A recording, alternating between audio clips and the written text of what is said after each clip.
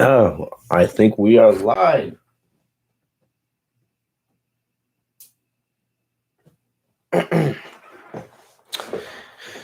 What's going on, everybody?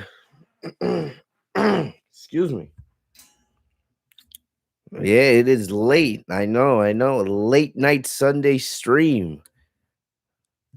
When was the last time we had one of these? Well, we haven't had one of these since freaking Money in the Bank. So I'll give you guys a sec to get into the chat room. I think that's good. There we go. What up, Casey? Good to see you. You're usually the first one in the chat room. But hope your day's going well. Hope you guys had a great weekend. So, all right. You guys a sec, man. Yo, what's going on, everybody? What up? What up? What up, Manura? How we doing? So we're doing a little bit of a late night, a late Sunday stream. I don't want to make this too long, but I it was a big weekend for SmackDown. And I was hoping to get the review up early yesterday morning, but I couldn't. Something came up. I had plans to do it, and I just wasn't able to find the time to get it. And I really wanted to get this done. I thought about making a separate video, right? But part of me was like, nah, why not just turn the camera on, stream for a little bit, get it out of the way. You know what I mean? So I apologize for getting the SmackDown review to you guys 2 days later. But you guys have told me in the past that you guys want the SmackDown review at, it doesn't matter what time I put it out. You guys want it regardless. So that's why we're live tonight. If this was Raw, I probably would have just skipped the review, to be honest. I would have skipped it. But SmackDown was actually really good this week. I actually really, and what's crazy is I've been saying this now for weeks. I've been saying this. Basically, SmackDown's carrying the SummerSlam build. The three most important matches for SummerSlam are all on the SmackDown side. Clearly, you have the main event with John Cena and Roman Reigns and the Universal Championship. You have Sasha Banks and Bianca BelAir in their rematch for the SmackDown Women's Championship. And then you have Edge versus Seth Rollins. There is nothing on Raw that is better than those three matches. Nothing. SmackDown has the three most important matches for SummerSlam. And just by that alone, more people are going to pay attention to SmackDown, regardless if it's a good show or not. Luckily, SmackDown was pretty good this week, right? And for people on Twitter that are trying to say it's not, I'm noticing in the community now that there are a lot more AEW shields. And it's bothering me. I understand, a lot more people are watching AEW these days, right? You just had the debut of AEW Rampage. More talent is going over the AEW because WWE is releasing more and more of their roster every single day because we believe, excuse me, the WWE will be sold here in the most recent future. All these things, right? But for no matter if you're an AEW fan or not, if you want to say AEW has a better product creatively than WWE, sure, you could say that. Even though I'm not the biggest fan of AEW's creative product, and I feel like as they continue to add more and more talent, it's going to hurt them in the long run because most of the talent they add, it's high level talent. A lot of these guys that they're getting, like Aleister Black, like Andrade, right? What if Bray Wyatt ends up there? We believe Daniel Bryan and CM Punk are going to probably be there in the next couple weeks, right? You have all this high level talent, but then the question becomes, how do you book them? How do you book them? It's not like you have 1,000 world titles, to go around. And yes, I understand. AEW has partnerships with New Japan and Impact. And that helps them to a degree. But at the end of the day, you don't have enough. You don't have enough room at the top of the ladder in the main event scene to fit all of that talent. So some people are gonna have to take a back seat. You can't book everybody every single week. You know what I mean? So I feel like it's gonna come to a point AEW could sign all the talent that they want, but they're gonna reach a point where they have too much high level talent, and it's just gonna hurt them. It's one of the problems that WWE has. WWE has so much talent that even though when they release a bunch of superstars and we sit and we bitch and moan and complain about how WWE use them, right? You have to remind yourself that WWE has just as much talent sitting in catering that's not being used because WWE doesn't know what to do with half of their talent. The main roster has too much talent. And I feel like AEW is going to reach that point and it's going to hurt them in the long run. So, you have AEW, they're getting more and more momentum. More people are watching them by the day. But then with people watching AEW more and more, you also have the problem that there's a lot of people that will shit on WWE when they do something right instead of giving them credit. What's so bad about having two people or two companies give us good wrestling content? Right? I don't want to see AEW fail. I don't. I don't much care for it. I'm not the biggest fan. If CM Punk and Daniel Bryan end up there like we expect them to, right? Of course, I'm gonna pay more attention to AEW. I keep up with it. I don't watch on a weekly basis, but knowing CM Punk and Daniel Bryan and me growing up as big fans of them, I'm gonna watch them, of course, if they end up in AEW like we expect them to. But the thing about it is, look, it's good that we have both AEW and WWE doing well. WWE's creative product we know could be a lot better, right? But as much as AEW is gaining momentum, WWE is going to be number one for a long time because the WWE, as bad as they've been the last couple of years creatively, they spent decades and decades, building themselves up as the top pro wrestling company. AEW is that alternative if you don't like WWE, but it's good that you have AEW gaining momentum and doing their thing. It's not a bad thing. But when WWE does something right, they deserve their credit, right? Because people are so quick to mention how AEW is doing all these things right and WWE is doing all these things wrong. But when WWE does something right, nobody's saying anything. People want to kind of neglect the fact that SmackDown was actually a good show. Because all people want to talk about was AEW Rampage, or people didn't want to give WWE credit. I'm going to give WWE credit tonight. SmackDown was a good show, and that reflected in the ratings. They got a 2.5. When was the last time a SmackDown got a 2.5? I don't think they've hit that 2.5 spot all year.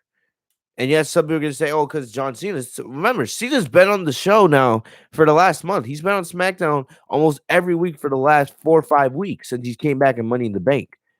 And this is the first time that they've reached a 2.5, margin. So, you also look at what's happening. Look, you have John Cena carrying the show, Roman Reigns doing his thing, and Sasha Banks. Sasha Banks, people don't want to give Sasha credit for the draw that she is. Just go look at the ratings for each segment. People stayed for that main event because they wanted to see what was going to happen in that contract signing. And it was a great contract signing. And it did its job. So, even if you don't like WWE, and even if you don't like AEW, no matter what's your preference, both companies deserve to get credit when they do something right. And both credits deserve to be criticized heavily when they do something wrong. But to sit there just because you're an AEW mark or you're an AEW shield and just say that SmackDown was a bad show, and the 2.5 rating doesn't mean anything, you're wrong. There's a reason why that's the highest rating. Remember, the highest rating that I think WWE has done on Fox since they moved to Fox was a 3.1, 3.2. And that was the first episode where you had like Becky Lynch and The Rock and all these big names on that show. Lesnar beating Kofi Kingston for the WWE Championship. That they have not reached that mark in the last 2 years that they've been on Fox.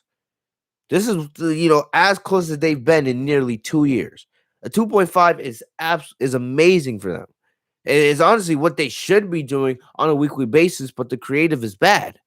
So when they get the creative right and you get a 2.5 rating, WWE deserves to get their applause. And I want them to keep it up.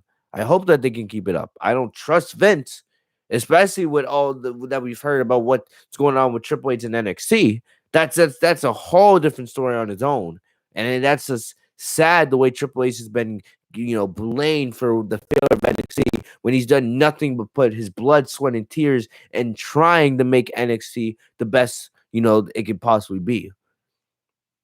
But when they do something right, I'm gonna sit here and give them credit, and I'm gonna give them credit for putting on a good show. Because SmackDown is good. It's gonna make or break SummerSlam. Those three matches: Edge versus Seth Rollins, Sasha and Bianca, Cena versus Roman. They're gonna determine if SummerSlam's a good show or something negative. And I expect SummerSlam to be a good show because you have those three matches highlighting the card. And I've already said those three matches should be taking place. One match at the beginning of the show. I would argue it should be Edge versus Seth Rollins. Another match in the middle of the show, right? Sasha and Bianca. Or you could put Sasha and Bianca, towards the end of the show. And then of course your main event's gonna be Cena and Reigns. And then in between you filter in your Raw matches, right? There's nothing on Raw that is better than those matches from SmackDown. Nothing. Not the Raw Tag Team Championships. As much as I love RK Bro, and I feel like RK Bro versus AJ Styles and Almas could be really good, but that's not going to overshadow those three matches. Damian Priest versus Sheamus, even though I've been calling for that match since WrestleMania, that match is not going to overshadow those matches, right? Bobby Lashley and Goldberg, I don't have to say anything there, unless we're getting a Biggie cash in. Bobby Lashley and Goldberg is not going to be anything. It's going to be garbage. And honestly, Nikki Cross versus Charlotte versus Rhea Ripley, that's not going to overshadow anything on SmackDown, right? It's not even the best women's match on the card. It's going to be Sasha and Bianca by a mile. Unless, not even a Becky Lynch return, in my opinion, could overshadow Sasha and Bianca rematch. But we'll see if Becky does choose to come back at SummerSlam. But there's really nothing that can happen on the Raw side of things that would overshadow those big three matches from the SmackDown side of things. Plus, on top of that, you're getting the Usos versus the Mysterios again, right? So SmackDown's looking pretty good for SummerSlam. I know there's some people, and we'll talk about it in a little bit. There's some people that are not happy about the Intercontinental Championship not being on the card, right? Even though Shinsuke Nakamura's title victory was great, a lot of people wish that they saved it for SummerSlam. Look, I don't know. I'll talk about that a little bit more. But the way the SummerSlam card is looking, you don't want even though it is supposed to be a big show, right? You don't want to have too many matches on the card. And we don't know what's the deal with title changes. We don't know if there's going to be a lot or if there's going to be few. And if there is a plan to be a lot of title changes at SummerSlam, you don't want to have 1,000 because it's going to make some of the title changes not feel as special. Because you're just going to have title change after title change after title change. It's going to feel a little bit repetitive, right? It's kind of like WrestleMania 33 a couple years ago in Orlando, when legit it felt like every single title changed hands. You had like 6 or 7 title changes in a row on that card. And so we'll see what happens. We'll see what happens. But SmackDown, they deserve credit where credit is due. In my opinion, it was a good show. One of the best SmackDowns of the year. I'm not gonna say the best, but one of the best SmackDowns of the year. All right. And for people out there saying that they didn't like SmackDown, I feel like I honestly feel like you're reaching a lot. When SmackDown does bad, I'm one of the first ones to say this is not a good show. I trash Raw almost every single week when I do a review. I'm honest with you guys. But I'm gonna give SmackDown their credit. All right. So let me read the article from Breach Report talking about the ratings. So, like, one thing we're gonna do today, we're actually gonna do a live reaction to the full promo between John Cena and Roman Reigns. We'll also talk about Sasha and Bianca's contract signing, which closed the show. We'll also do a reaction to Seth Rollins, who cut a really good promo. Right, those are the big three, and then we'll talk about some of the other things. Shinsuke Nakamura winning the IC championship, and a couple other things from SmackDown. But in my opinion, it was a good show. All right, so give me one sec to pull up the promo. See if I can find it. Alright, let me see. I want the full promo.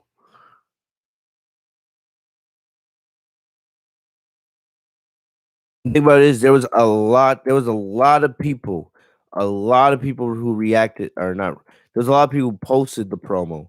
So I gotta be careful. I gotta find the right one. So give me guys just a sec. I wish I had loaded it up beforehand, but give me 1 second. But yeah, let me know what you guys thought of SmackDown in the comment section. I'll read the comments in a little bit. As always, guys, thank you guys for joining me. This is the Legit Shoe Podcast. I am your host, Fitzmonk TV, aka G Lauren 33. Hopefully, you guys are having a great day. Right. Uh so it is SummerSlam week officially. I am recording this, and you guys are gonna most of you guys will see this on Sunday into Monday. So it is SummerSlam week. It's gonna be a big week on the channel. I do have a lot going on in my personal life, so I'm gonna do my best. I'm gonna do my best to keep up with videos this week. But I am very busy, but I'm gonna do my best to give you guys a Monday Night Raw review tomorrow night, depending on when you guys are watching this. I'm hoping I can also get SummerSlam predictions out sometime this week as well. But we also have Dragon Ball Super manga for my anime fans out there. We have a bunch of Dragon Ball Super videos coming out this week with Vegeta versus Granola. Also My Hero Academia. Plus, I'm planning right now to hopefully get the SmackDown review out very early this weekend. Very early this weekend, like maybe potentially right after the show, because SummerSlam's 24 hours after SmackDown. So you think about it, is like I'm not gonna post a SmackDown review on Sunday or Saturday night when SummerSlam's on Saturday night you know. So I'm gonna try to get the SmackDown review for this week for the go home show out as soon as possible. Get that out of the way for you guys.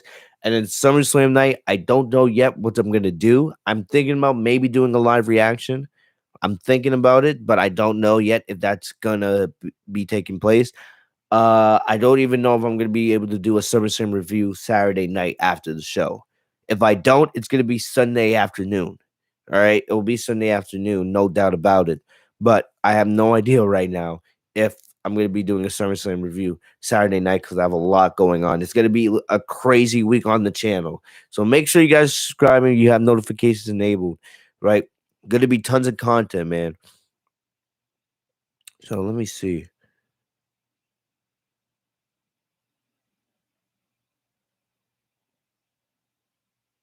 I'm trying to pull out the promo from BT Sport because they have the actual full promo.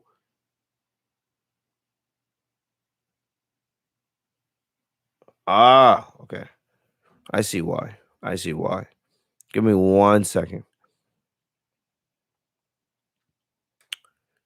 Do, do, do, do, do, do, do, do, do.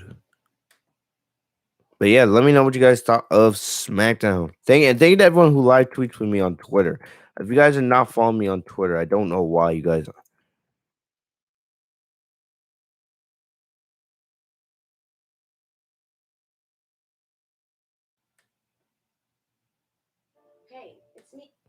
Give me one. I think okay, I found it. I found from the USA Network.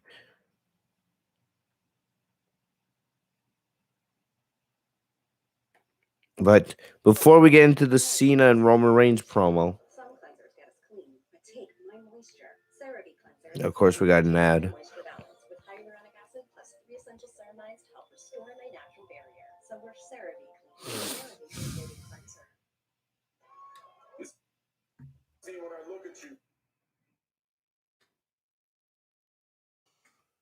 Okay,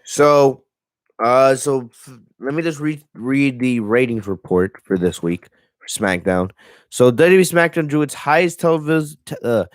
highest television ratings of 2021 on Friday night as the build towards a SummerSlam match between John Cena and Roman Reigns took center stage. Spoiler TV reported SmackDown brought in an average of 2.499, rounded up to 2.5 million viewers across the 2-hour broadcast on Fox, and its point 0.6 rating in the 18 to 49 demographic topped all primetime shows on network TV.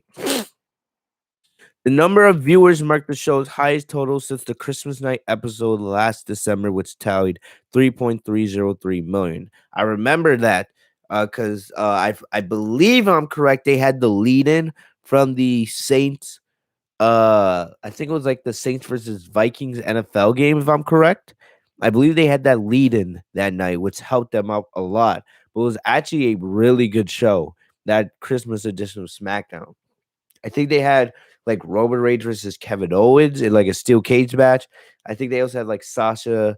Uh, I think they did, if I'm right, they did something with like I think it was Sasha Bianca versus like Shawn and Asuka and Bailey and Carmella.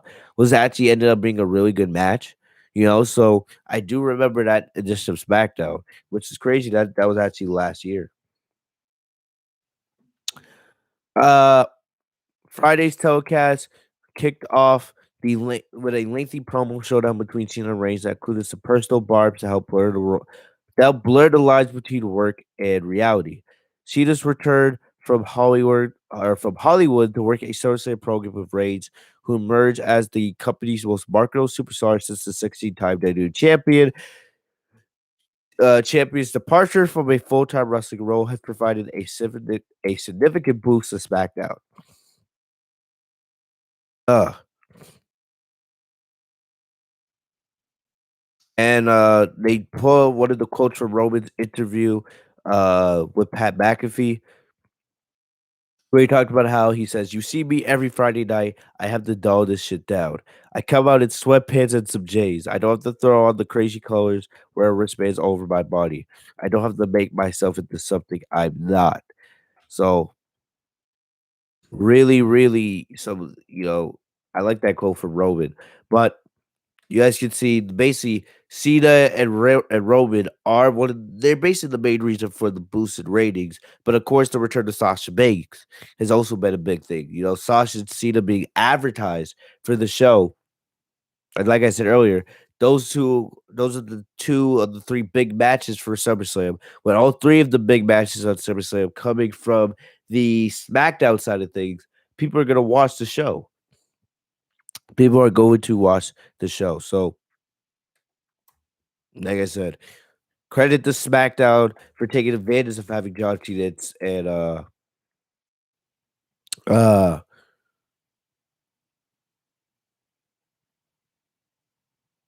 what is it called? When you have Cena and Sasha advertised and people know they're in the big matches at SummerSlam, people are going to care. So just going through something really quick.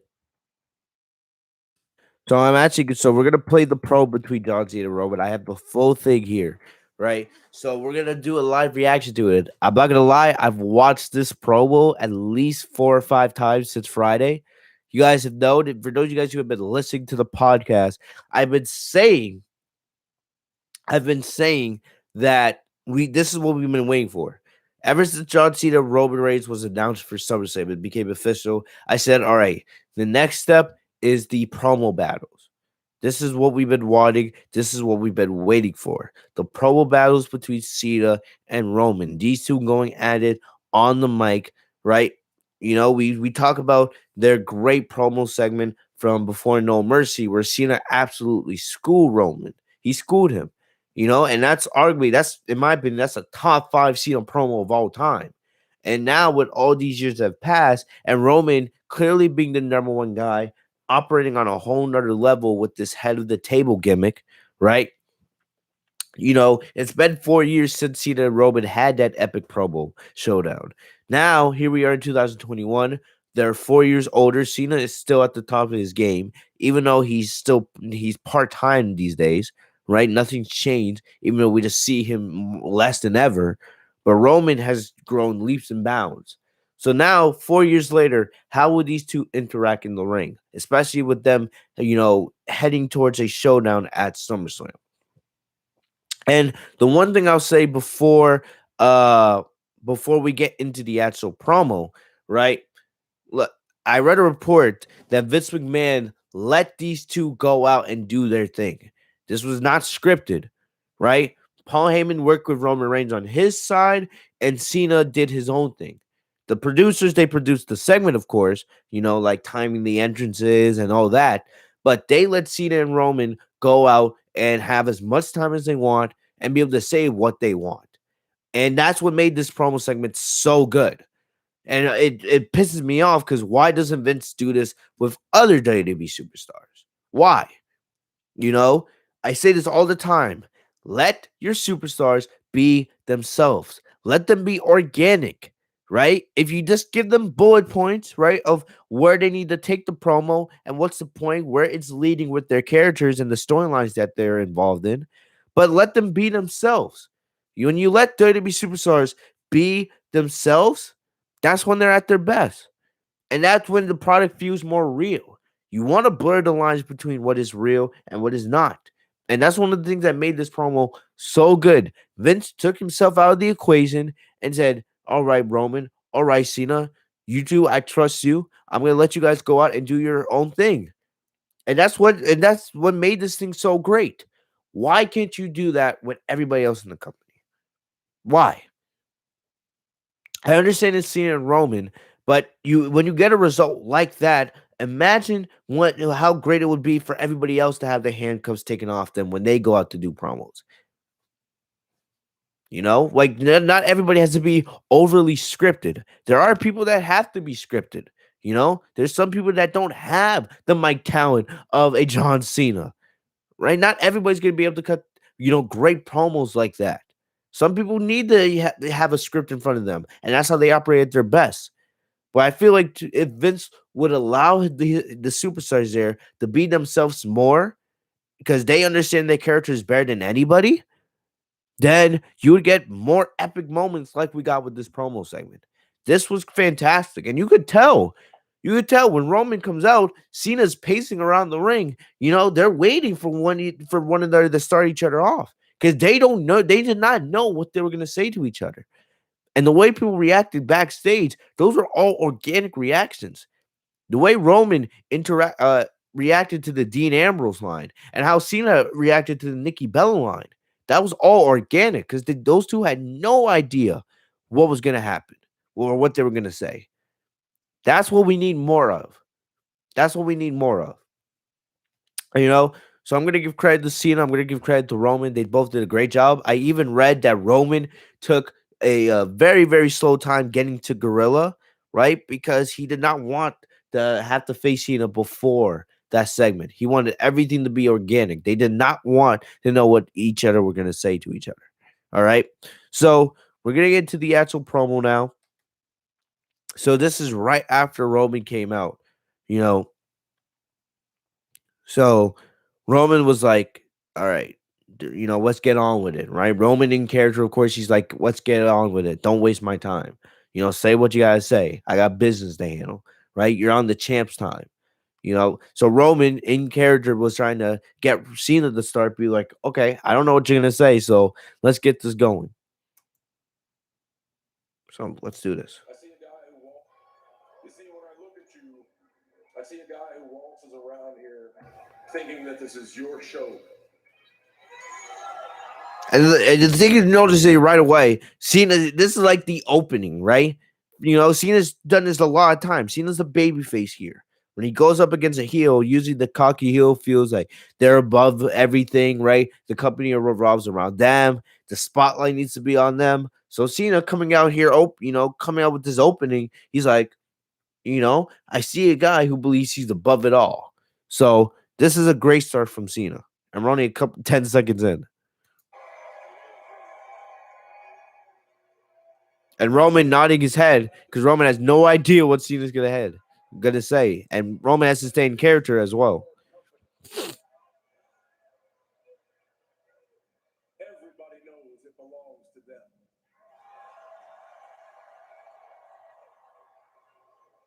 And I am looking in the chat because, like I said, I've already watched this promo segment 5 times. I'm just doing it now one more time with you guys for the review today. So I am looking in the chat what you guys are saying. Mary says, and Cena's never been protected. Look, that's what makes it that's what makes it so good. Cena understands what's going on here better than anybody. Thing about it is, Cena hasn't been protected in that way, right? Remember, Cena, it's been what, 6, 7 years since Cena was full time? It was 2015 was the last time Cena was full time. That was over 6 years ago. So Cena's had the chance to sit back and see. You can argue that Roman's been more protected than Cena was in his prime. And the thing about it is, Cena had everything. Cena could wrestle. He didn't always use his wrestling ability because he didn't really have to. Because most of Cena's matches and programs and feuds would go the same way. But still, Cena was undoubtedly WWE's best star. And when it was time for the brightest lights, no matter if it was against like a Batista or an Edge or a Triple H or a Daniel Bryan or a CM Punk, right? Or AJ Styles, the list goes on and on and on. That's when Cena would bring out his best. And he always, always, always delivered on the mic and in the ring. All right. And the thing about it is, like Cena, it makes the most sense for Cena to be the guy talking like this because he knows what it's like. He's not protected anymore. Cena's in a different phase of his career. If Cena was still full time, then yes, Cena, this would be very hypocritical. But Cena's not that guy anymore. He's not, the number one guy in the company. When Cena's there, of course, he's the biggest star, but he's part time. He's not full time anymore. Roman's been protected as the top guy in WWE now for how many years? What was it? Roman's push began in 2014? 7 years. 7 years. 2014, that's when Roman's push began, when they broke up the Shield. So for 7 years, he's been protected like that. JDE says, Cena's been protected, but he also isn't obligated to be a corporate head anymore, so he's able to say whatever he wants and not feel attached. He also gets what fans are into and what they didn't like. I agree perfectly. Remember, Cena said in an interview that WWE's reliance on guys like him, right? WWE's reliance on part-time stars is a problem that they need to fix. They can't just be, Cena, when Cena has the time, he wants to come back. He wants to keep going up until the point where he feels like he can't do it anymore. But WWE always calling on guys like him or Brock Lesnar or Goldberg, right? Or Shane McMahon. It's ridiculous because of course, right? Yes, we love some of those guys, but their time has passed. It's time for a new era of superstars. You're supposed to be building up the next John Cena's, the next Goldbergs, right? The next Shane McMahon's, the next Brock Lesnar's. But WWE doesn't do that. There's only a couple full-time people in WWE today that are actual stars. And that when they retire, we're going to remember them for years and years to come. And it's not many. It's not many.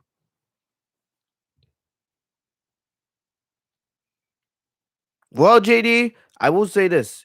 JD says this doesn't mean anybody wants Cena to win, but his promos are true here. I don't know. I'll be honest. I want Cena to win at SummerSlam. I don't think Cena's going to win, right? Because Cena's not advertised for anything after SummerSlam. I think we all, if we're being realistic, Roman's probably going to win. Roman's most likely going to win. But I would love to see Cena get number 17. Just as a fan, I would love to see Cena get number 17. Right? And if Cena got number 17 and had to drop it to Roman later on, so be it. So be it. But the thing about it is, the only negative is it would kind of like end this great 1-year run that Roman's been on. And just to have Cena take the title and then give it right back to Roman, it would kind of not make much sense. But me as a fan, take, creative booking out of it, I want to see Cena win at SummerSlam. I don't think he will, but I'm on Team Cena for SummerSlam. All right? Just me as a fan. Take me as a podcaster. Take the logic out of this. As a fan, I want to see Cena win. Yeah, I know how you feel. You want to throw up in your mouth a little bit because you're sick about that because you're so far above everyone else. That's why I'm back, dude. I'm the only one that can shut you up. This is true. There is nobody else. There is nobody else in that company right now that is built up properly. There is nobody else in that company that is built up properly to beat Roman Reigns. Nobody. He's ran through everybody on SmackDown for the most part, right? He's ran through Kevin Owens. He's ran through Daniel Bryan. He's ran through Edge. He's ran through the Fiend when he was still there. He ran through Braun Strowman, right? The list goes on and on. He ran through Cesaro, and he's been on this run. For somebody to take that title off of Roman Reigns, it has to be someone either built up or it has to be a legend. Somebody like Cena or The Rock. And we've heard the rumors of how they want to do The Rock versus Roman next year at WrestleMania or the year after that. Will that match ever happen? I don't know. Because The Rock's crazy movie schedule. I don't know if we'll ever get that match between The Rock and Roman. Because with every year that passes, The Rock gets a year older. You know? And you don't want The Rock to get injured, right? Because that's going to ruin what he's doing in Hollywood right now. But still, there is nobody built up properly to beat Roman. If Cena's one of the only people that actually makes sense to take that title off of Roman, even though it's most likely not going to happen, it makes perfect sense for Cena to be the guy to come out and spit the truth to Roman Reigns.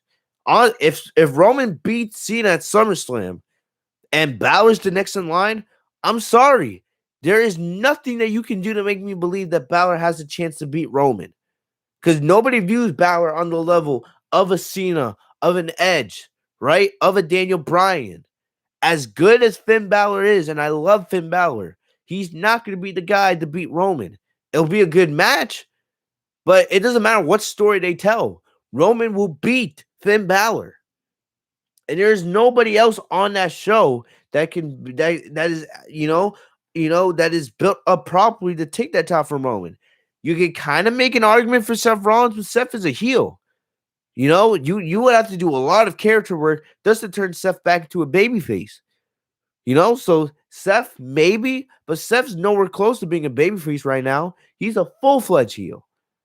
So other than Cena, there is nobody else in the company really that is in the proper position to take that title off of Roman. Right? Maybe Drew McIntyre. If Drew, gets moved to SmackDown, I could actually see that, but Drew's not on SmackDown right now. He's not. And we'll have to wait for the draft to see if Drew gets moved to SmackDown and he's the guy built up to take the title from Roman. But there's nobody. Nobody. Biggie, I see Biggie cashing in on Bobby Lashley, right? I don't think Biggie's going to cash in on Roman. And there's nobody else right now at the moment. There's a lot of guys that can give Roman a great match, but there's nobody that actually, when you look at it on paper, that you can make me say, oh, it's believable that Roman will beat them or Roman will drop the title to them. There's nobody believable that can take the title off of Roman Reigns outside of Cena, Drew McIntyre, who's on Raw, Seth Rollins, who's a heel right now. It doesn't make sense because Seth's a heel. There's really nobody else at the moment. WWE has been pushing you for a decade now. Failure after failure after failure after failure. And you're still here because you're the best chance they've got. And you built such a layer of protection over yourself that no other WWE superstar even has a chance in there with you. Exactly. Protection over yourself that no other WWE superstar even has a chance in there with you. That's where I come in. I just said it. That's you could view it as protection, and part of this, of course, Cena's doing this for the promo, right, to build the match up. But he's 100% right. He's 100% right.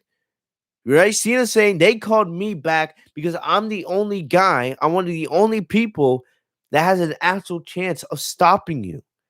Because they built you up to a point where it's not believable for anybody else to beat you. It's not, like I said, Finn Balor is not going to be the guy to beat Roman Reigns. It will be a good match, but Roman will not drop that title to Finn Balor. There's basically nobody on SmackDown outside of maybe a babyface Seth Rollins that can take that title from Roman because of the amount that he's been built up. They asked me to come back. They asked me to come back because, big old piece of humble pie, and you're going to get one when I beat your ass at SummerSlam.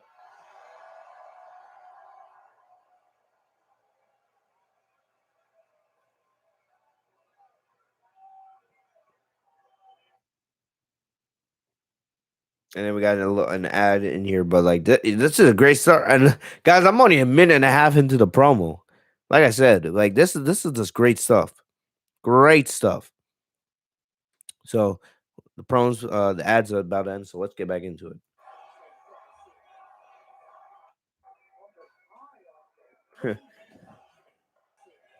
Pat McAfee with the comments. I love it. You see Roman, they know it's starting to build. They know they got 1 week left to choose. It's either going to be Team Reigns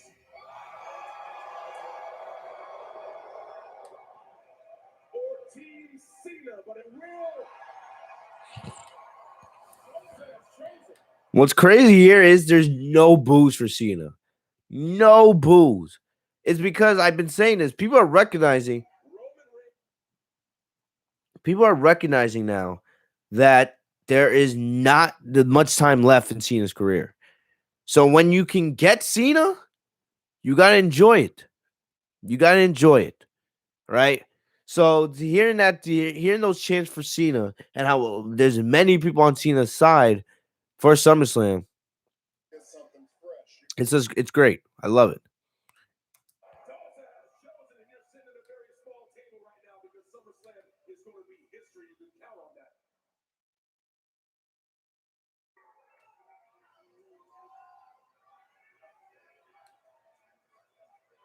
I love it, man. It's I love how Cena's is pacing, waiting for Roman to respond.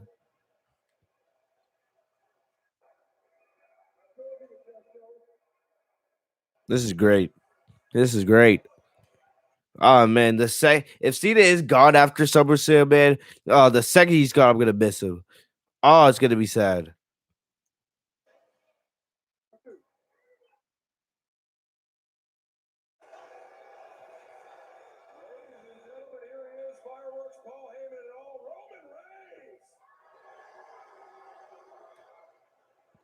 Are you serious, Rachel? Are you seriously talking about Baron Corbin when we're talking about Cena and Roman Reigns right now?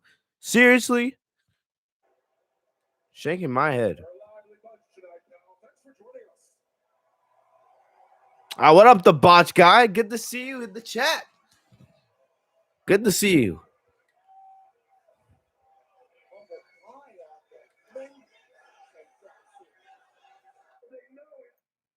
All right. And here comes Roman. Roman doesn't say much, but what he does say, it's impactful. I will say this.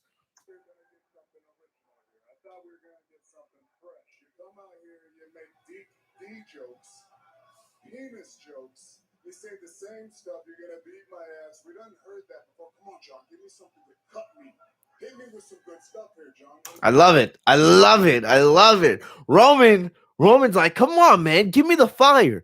4 years ago, remember, 4 years ago when they had the No Mercy promo, Cena destroyed Roman on the mic. Right? We all remember the line. It's called a promo, kid. If you want to be the big dog, you got to learn how to do it. And Roman was flustered. He was flustered. You know, it was a humbling moment for Roman. Roman had to realize if I want to be the top guy, there's levels to this. And then Cena absolutely destroying, saying, "Oh, I can do this part time better than you can ever do it full time." Right? And Roman does not forgot those promos that Cena cut on him all those years ago. So Roman's standing here now, 4 years later, with the confidence and the world on his shoulders, right? And he's just like, "Come on, Cena, I want that fire that you gave me back in 2017. This stuff you're saying right now about how you're gonna beat my ass at SummerSlam, you know, how it's their show. This is stuff we've heard before from you. You know, this is missionary. This is stuff that we've heard. You know, give me something fresh. Give me something new. You know? So Roman knows that Cena's gonna destroy him no matter what he says. But Roman, he's doing a really, really good job of mixing his character in with his promo skills. Because we all know Roman's not the best on the mic, but he's using his character to the best advantage possible here by saying, "Come on, Cena, man." He's egging Cena on because Roman believes he's the head of the table. He makes the rules around here. So he's trying to egg Cena on to give him that promo material. Because Roman believes now he's at a point that there's not, even though Cena may crush him on the mic, right? Roman's character is at a point now where no matter what Cena says, it's not going to impact him mentally. Instead, if this was 4 years ago, it would be a different story. I'm analyzing this promo in a way that you guys can understand how great the character work here is between Cena and Roman. This is really good stuff. This is stuff that you don't get much in wrestling these days. I'm not going to beat your ass, Roman. Roman Reigns is going to beat my ass at SummerSlam. Oh, yeah. He's going to beat my ass real good. Spear. Big punch named after another DC superhero. Big punch named after another DC superhero. Hype man slimy in the corner holding up the championship. You're going to kick my ass at SummerSlam.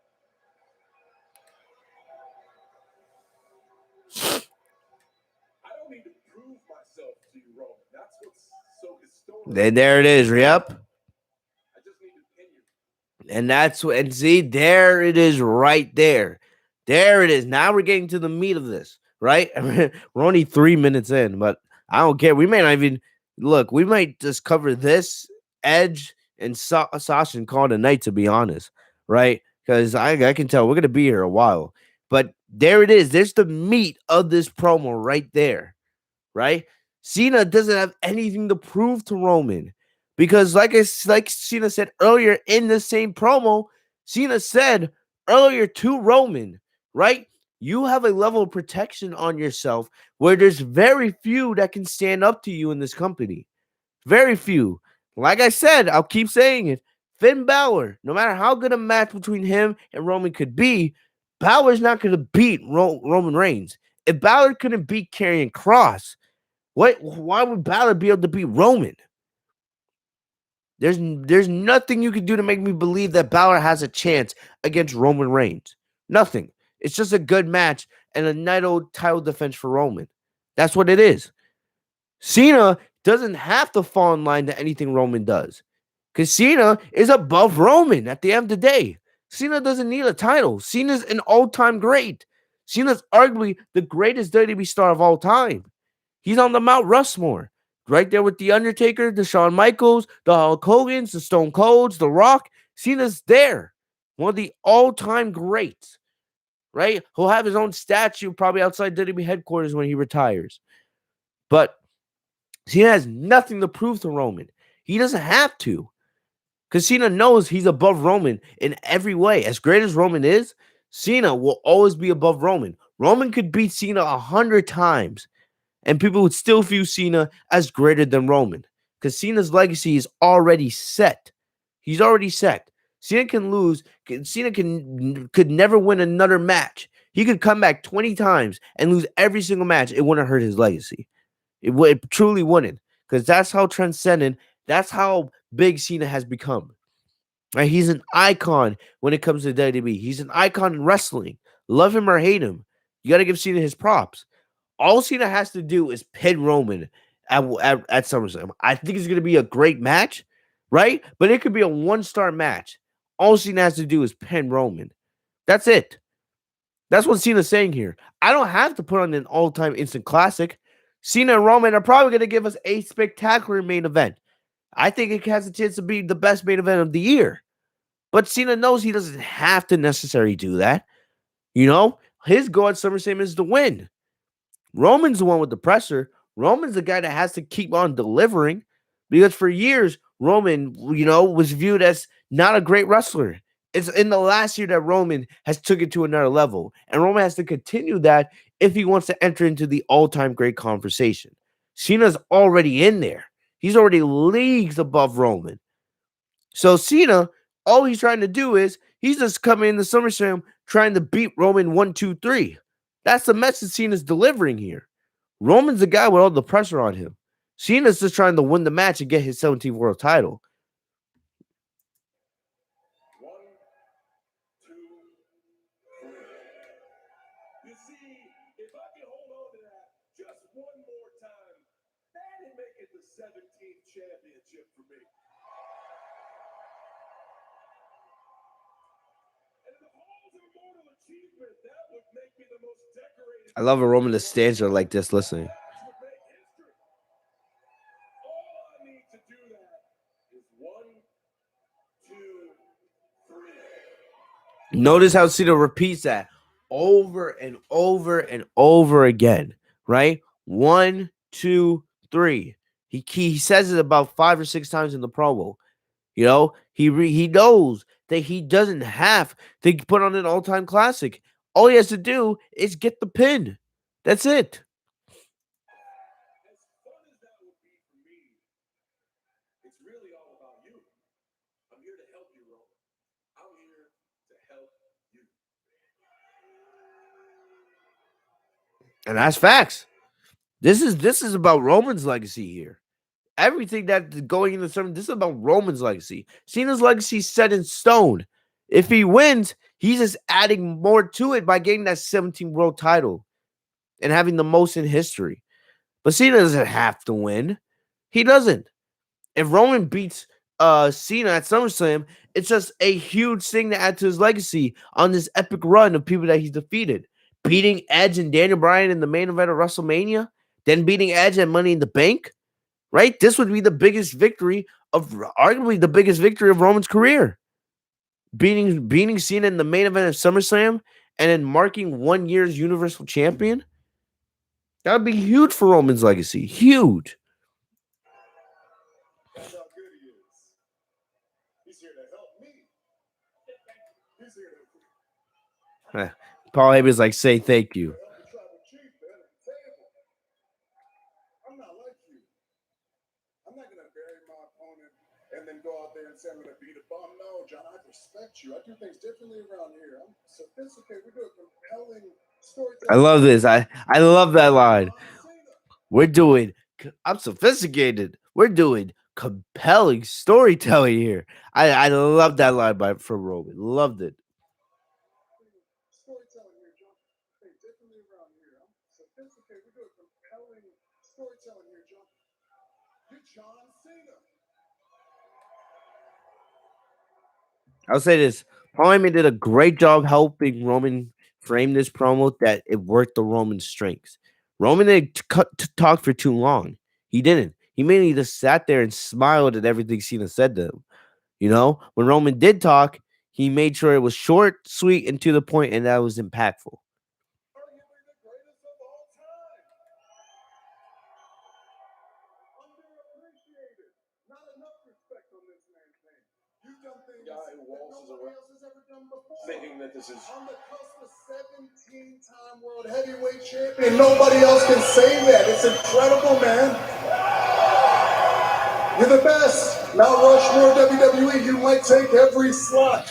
I'm just proud to say that I could beat John Cena. That's how good you are. You're even good enough to juggle Hollywood and WWE at the same time. I mean, for goodness sake, you don't have enough time on SmackDown to promote all your movies. Hey, what, you got like 4 movies out right now, John? You're good, man. Your career says it. It's on the wall. You're good enough to stand in this ring and verbally joust with anybody. That's not my game, man. You're good enough to main event SummerSlam with the Tribal Chief. You're even good enough to they know they got one win week the left. WWE Championship.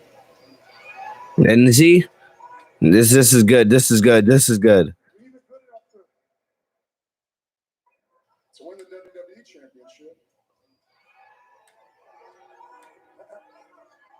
But you're not good enough to win the Universal Championship. And there it is. There it is. See, like I said, impactful stuff. Roman, let's be serious here. Let's be honest with ourselves.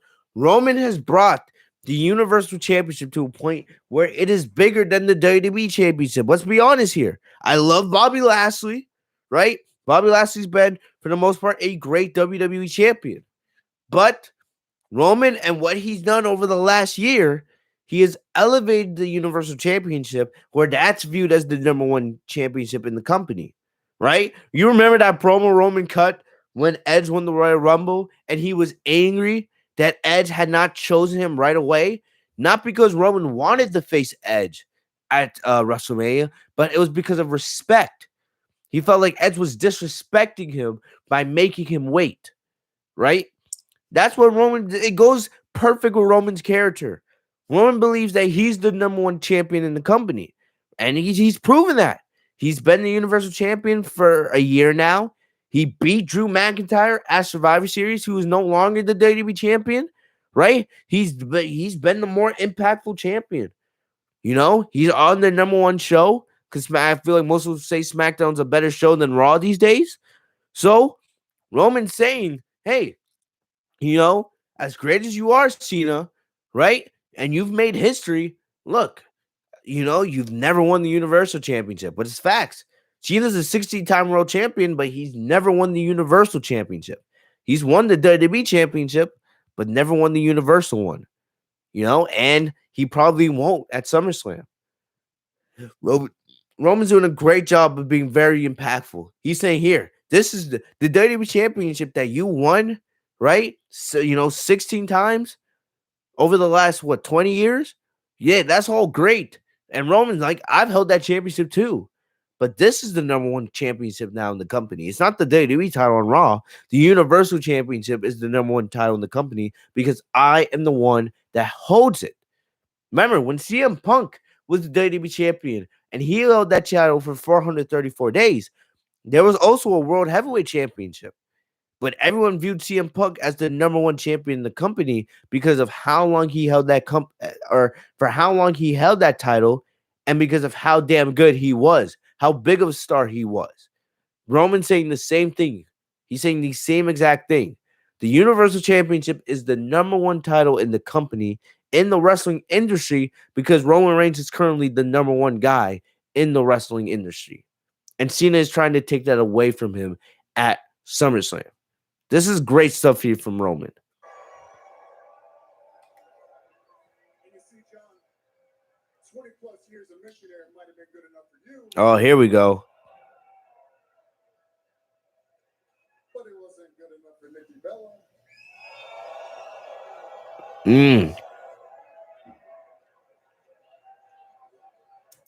And there you go. Roman wanted to put that joke in, and you can see Cena was like, oh.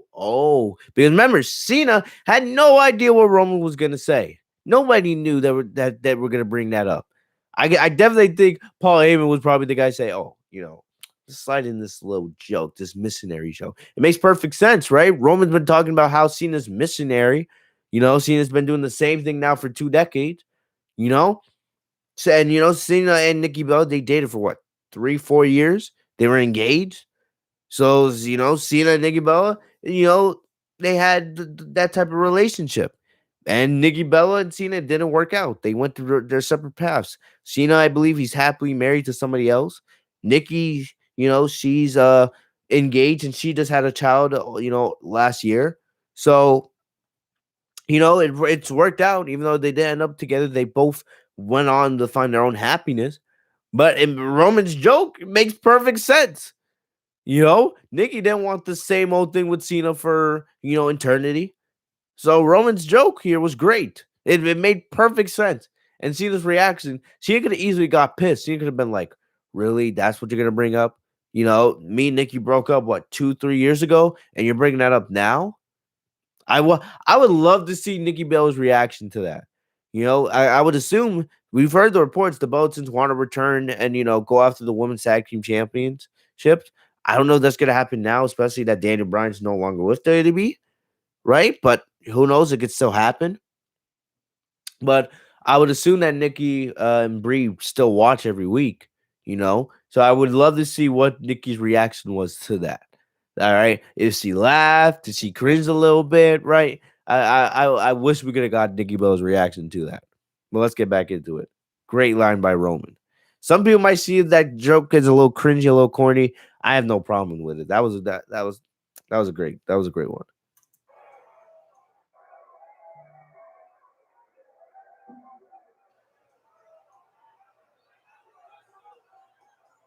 I'm gonna smash you. I'm gonna retain this title. Mm-hmm. I'm gonna pack you up on a private jet, send you back to the movie set, send you back to Hollywood. But I want you to enjoy this. Tulsa, this might be the last time that we ever get John Cena again.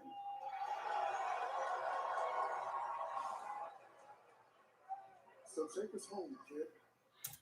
And uh, mm, that line right there. Take us home, kid. Right? Because Roman's spitting facts. Cena's probably going to be gone after SummerSlam. I want Cena to stay. I want to see Cena win at SummerSlam. But if we're being honest, Cena's probably leaving after SummerSlam. So Tulsa, all these places that Cena's appearing on the Summer of Cena tour, whatever you want to call it, right? You know, enjoy it because once Cena's gone, we don't know when we're going to see Cena again, right? We may see him at the Royal Rumble, maybe. We may see him at WrestleMania, hopefully next year. I would assume he would want to be at WrestleMania next year, right? But we don't know. Cena's schedule is so hectic now that we don't know. There's no guarantee that Cena's going to be able to come back again. So Roman's sitting here saying, "Oh, I'm going to send you back to Hollywood." Because if Cena loses at SummerSlam, Cena's not going to appear on the SmackDown after SummerSlam. He's not. It's going to be over. He's not advertised for any more dates after that. So, Roman's here spitting facts. Roman's saying, when I beat you at SummerSlam, it's over. So you guys all better enjoy this while it lasts. And you better enjoy one more Cena, promo. One more Cena pipe bomb. Because there's not many left in Cena's career. Those are wintering down as Cena gets older and he gets more and more into the Hollywood business. So Roman here is spitting absolute facts. I'm gonna send you ass, but I'm putting you back on the plane, send you back to Hollywood, send you back to the movie sets. I love it. Cena again. Tulsa, this might be said, send you back to. I'm going to pack you up on a private jet, send you back to the movie set, send you back to Hollywood. But I want you to enjoy this. Tulsa, this might be the last time that we ever get John Cena again. He's speaking facts. So take us home, kid. Take us home, kid. You want a compelling story. You want to hypocritically criticize me for saying dick jokes and then bring up sexual positions and a breakup that I've had. You haven't been embarrassed.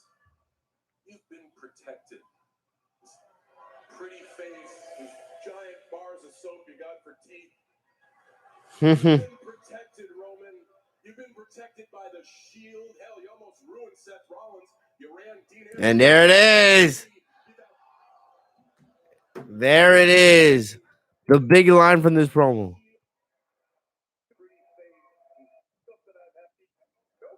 I love how Cena started off by saying, "No problem. I will take this home just like I've done 1,000 times. I'm going to end this like I always get the last word."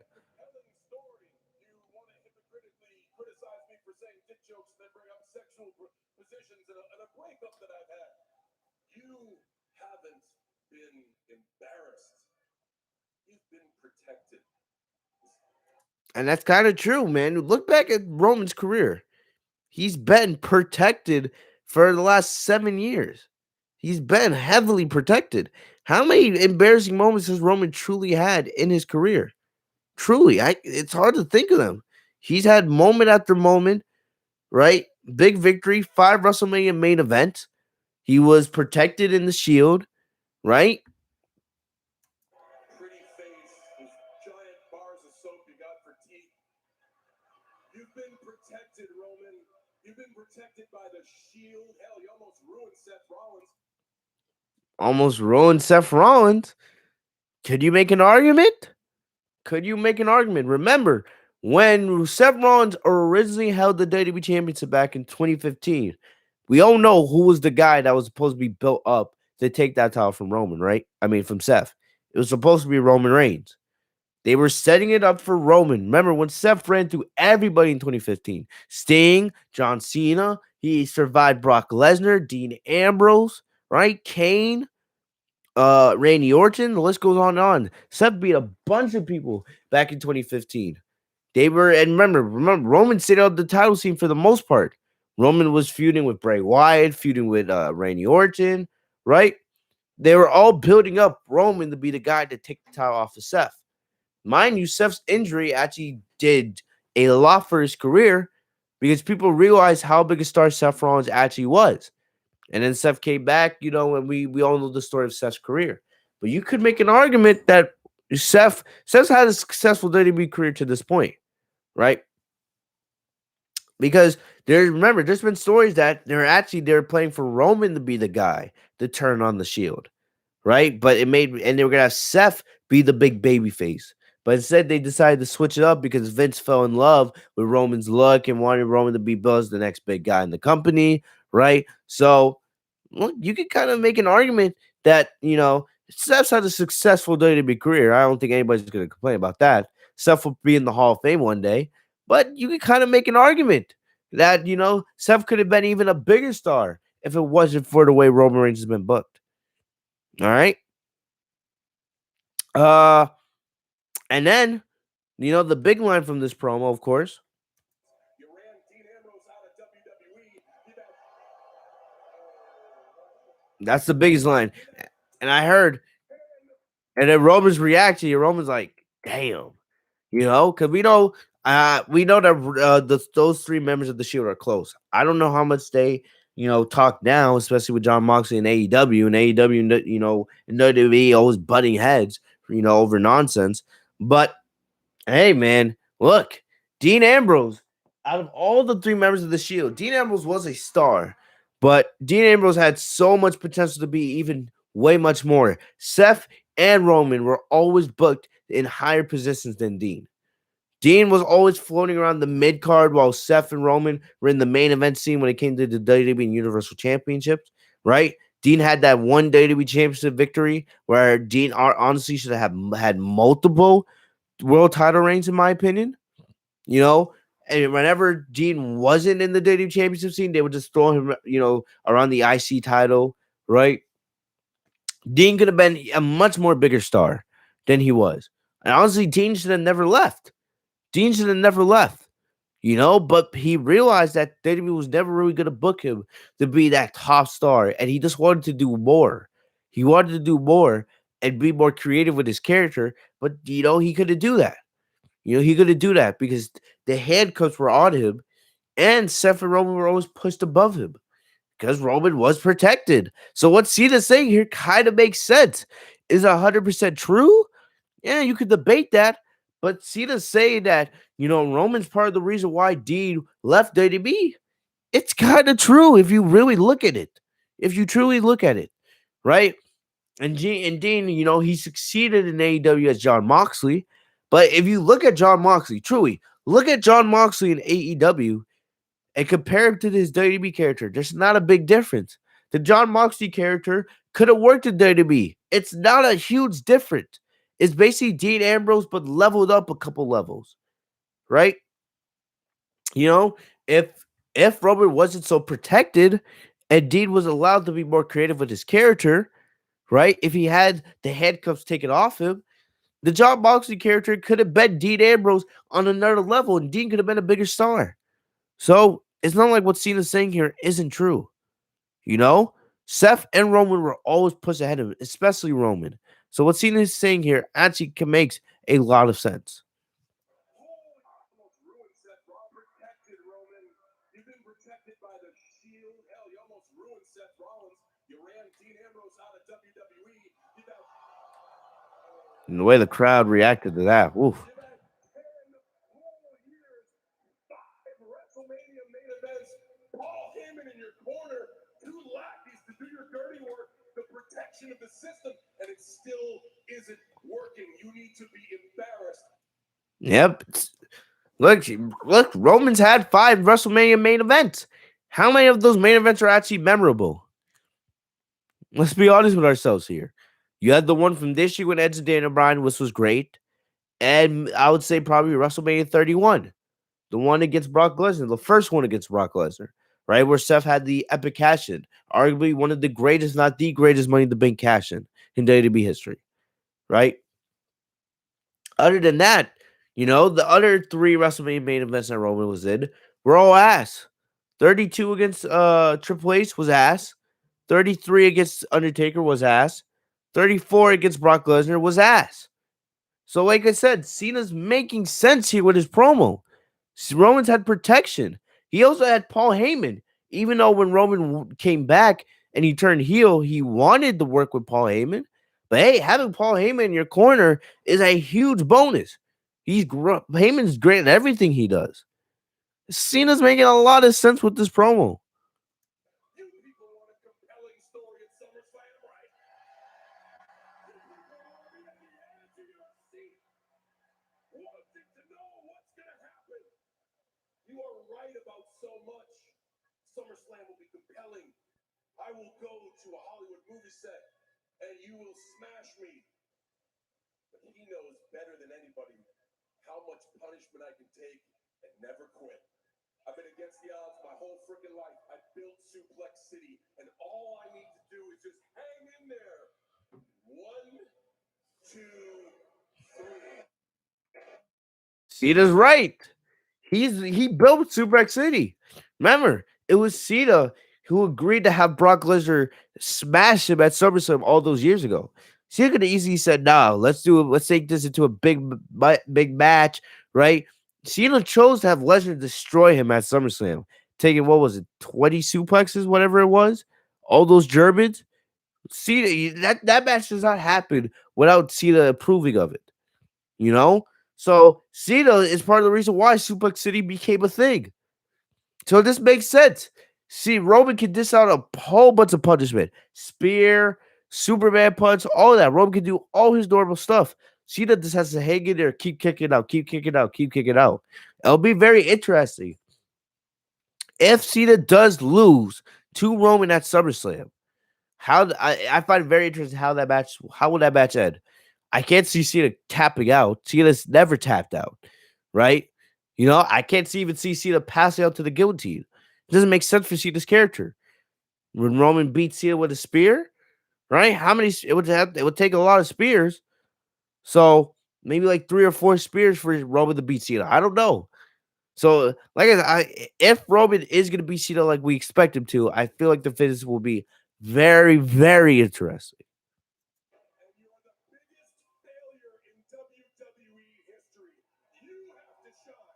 You have to smash and bash and overachieve. All I need is 1, 2, 3. And you're the answer to a trivia question. Who did John Cena beat to become 17-time champion? Blah, blah, blah. And the thing about it is that trivia line, we've heard Cena say it before.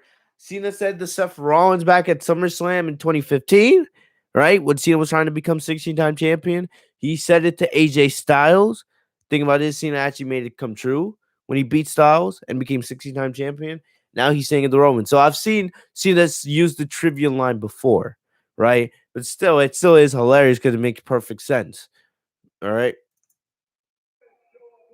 Yourself like you normally do and put on a hell of a show. I'm just gonna hang in there for 1, 2, 3. And then I'm gonna take your title. I'm gonna jump the barricade and I'm gonna run out of Allegiant Stadium as fast as I can. I may even blow you a kiss goodbye. And you guys all know what that means. Look at you can see Paul Heyman. Paul Heyman in the background knows. Oh man, he really did that. And it makes it's ironic with all the CM Punk rumors to AEW, right? And it's also ironic that Punk did it on the night where he beat Cena for the WWE Championship in Chicago, right? At Money in the Bank in 2011. Makes perfect sense. Perfect sense, right? Cena doing the I may even blow you a kiss goodbye, a la CM Punk, right? Spectacular. Paul Heyman couldn't even help but smile like, damn, that was a good one. That was a good one. And I'm gonna run out of Allegiant Stadium as fast as I can. I may even blow you a kiss goodbye. Kiss goodbye. Roman's smiling too. This is what you don't get, young man. It's inevitable. No one can protect you anymore. At SummerSlam, the champ is gone. 1, 2. And then he flips the mic. Classic Cena. And then he walks out the ring as Michael Cole gives, Michael Cole does his normal stuff. And Roman Reigns is smiling. And Roman Reigns is smiling like, damn, that was good. That was good. Because Roman and Cena don't hate each other. They don't. This is all for storyline. They're telling a story here, right? Cena has praised Roman in interviews. Roman's done the same thing, right? This is all for their storyline, and they're all, of course, they're facing each other at SummerSlam. But that was great. That was great. Cena said the champ is gone. No, the champ is here. No, the champ is gone. So I don't know what that would mean. Would Cena become a part-time champion? I can never see Cena doing that, right? It kind of goes against almost everything Cena believes in.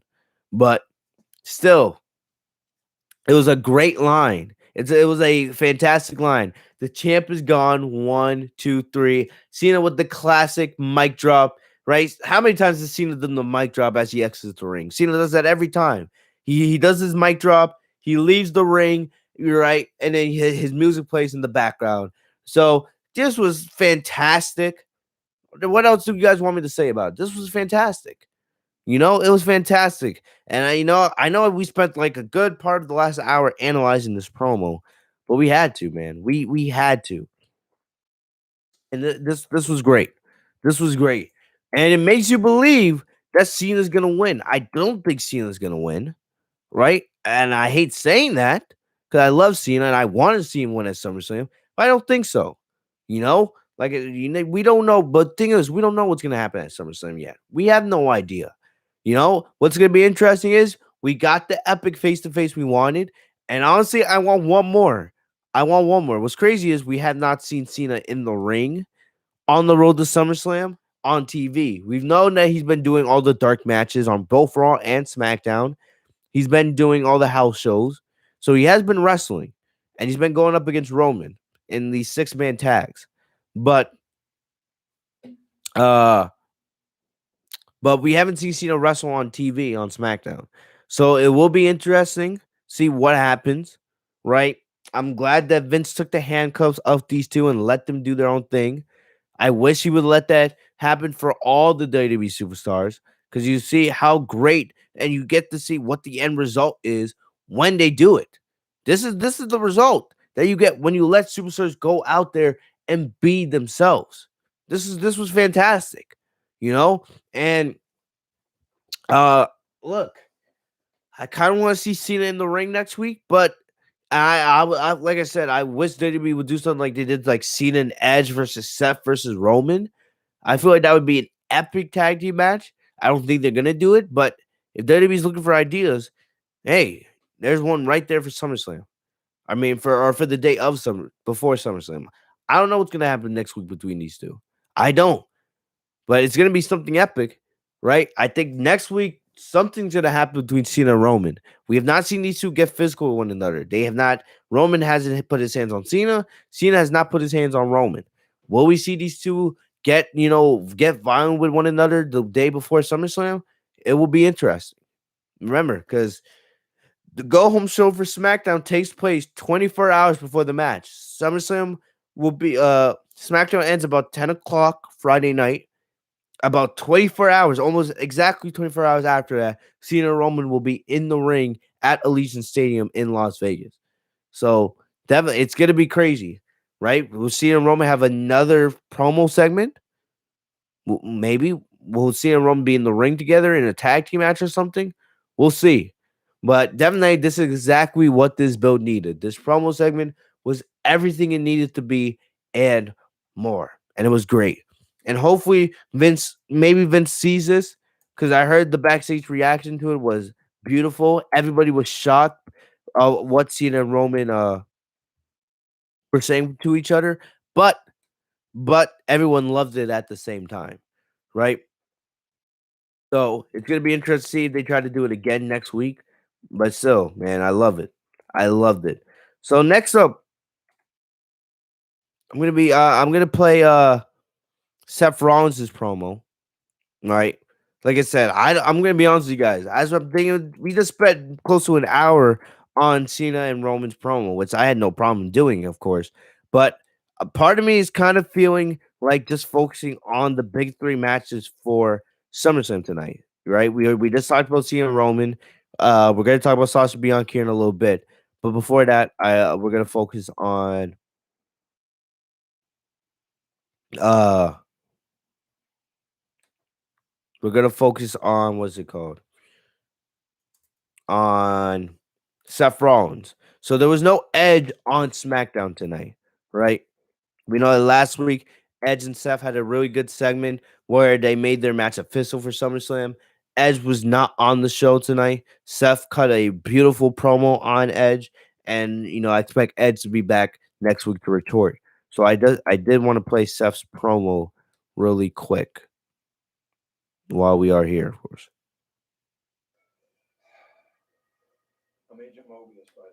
I hate to play the role of party pooper, but my sources have told me that Edge will not be here tonight.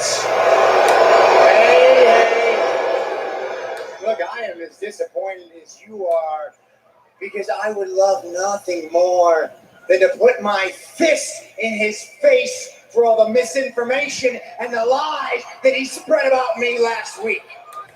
I had a bit of a revelation. No, hear me out. I had revelation and the lies that he spread about me last week. Right, so I'll say this because I know I usually give my weekly critique of Seth's outfit, right?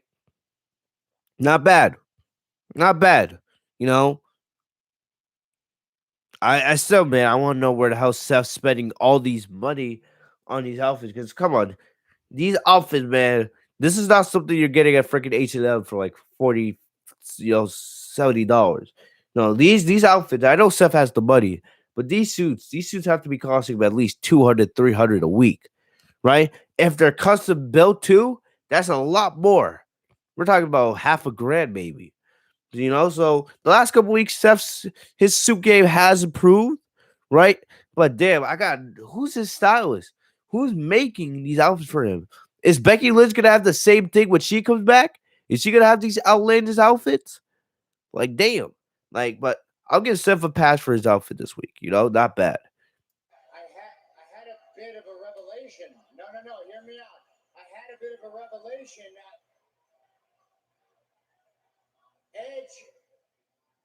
Edge should be thanking me. And wait. I'll take a pause. I'm looking at the chat real quick. Apologies. But Edward said, how about Roman and Seth and Sasha versus Cena and Edge and Bianca? So you're thinking of like a mega six tag team match. Huh. Interesting. Interesting. JD says no, you need to protect them. No need. Doesn't even need to be a DQ. They wrestle the next day. Good match, but they have to think about it. He's right. He has a right because remember, we're gonna be seeing these two in the ring 24 hours after SmackDown, right? And you want it to be special, very special. So, like, if you were gonna do Cena and Roman in the ring, they probably should have done it before next week's SmackDown. But they did it. It is what it is at this point. Mary says, I think Finn Balor will be on Friday, causing a problem. Look, at this point, it wouldn't make sense for Finn Balor to appear. If Finn Balor's not gonna have a match on, if Finn's not gonna have a match at SummerSlam, there's no point in him being on the show. To be honest, this Friday SmackDown has to be focused on SummerSlam. If they don't have plans for you to be on SummerSlam's card, you shouldn't be on the show because SummerSlam is taking place 24 hours after that SmackDown. 24 hours, right? They got to pack up wherever stadium they're in or arena that they're in and head over to Allegiant Stadium. Like, so they're going to be on a huge time crunch. So don't be wasting any time on segments that don't matter. You should be focusing on SummerSlam that takes place 24 hours after that and getting, people to watch. That's what you be doing. You want people that watch SmackDown who are undecided on Peacock or WWE Network in general. You want people to go from SmackDown straight to watching SummerSlam the next night. All right.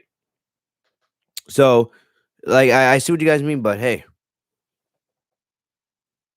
And Roy Nation says, why is on a Saturday this month for the pay-per-view? To be honest, I have no idea. If I'm being honest with you, I have no idea. Right? I don't expect this to be a thing going forward. Right? Maybe it has something to do with some kind of sport event. I don't know. But definitely everyone, I don't think there's any big sporting events taking place this Saturday night. So everyone's going to be watching SummerSlam. Me. No. No, not just Edge. All of you should be thanking me. No, hear me out. Listen, if I had stopped Edge back in 2014, we wouldn't even be having this conversation. This dream match at SummerSlam, Edge versus Seth freaking Rollins, wouldn't even be on the table. No, all of those moments, Edge's epic comeback, the Royal Rumbles, the main event at WrestleMania, none of that would have happened if I stopped him back in 2014. His acting career, poof, that's gone. He wouldn't be at home pushing his girls on a swing set because they'd be pushing him in a damn wheelchair. Yeah, and then, Seth getting into that, that crazy mindset, right? That crazy mindset that he's been in, right?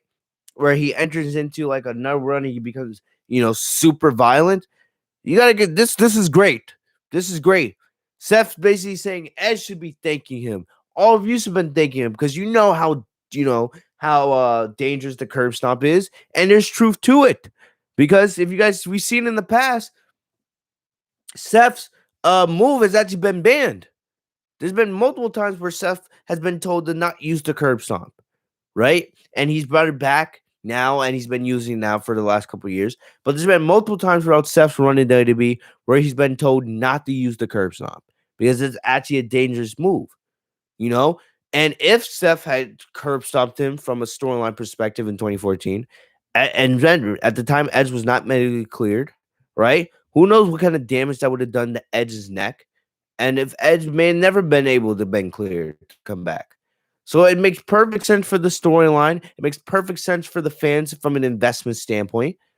And I love it. Seth getting angry with himself, right? And that, he's mad. Because he's saying, all right, Edge should be thanking him. The fans should be thanking him, right? But on the flip side, Seth letting Edge, right, and letting him off the hook and not stopping him back in 2014, it's caused more problems because Edge has been getting in my way in my quest to become Universal Champion once again.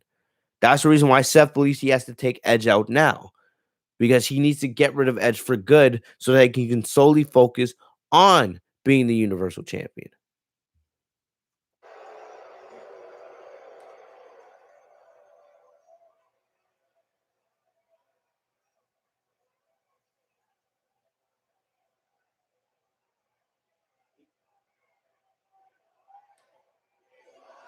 This is great.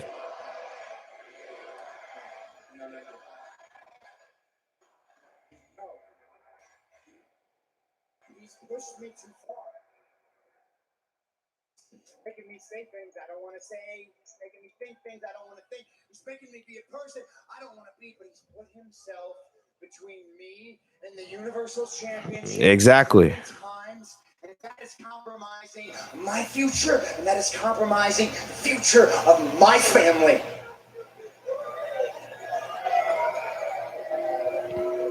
Get in here. Get in here. This is great.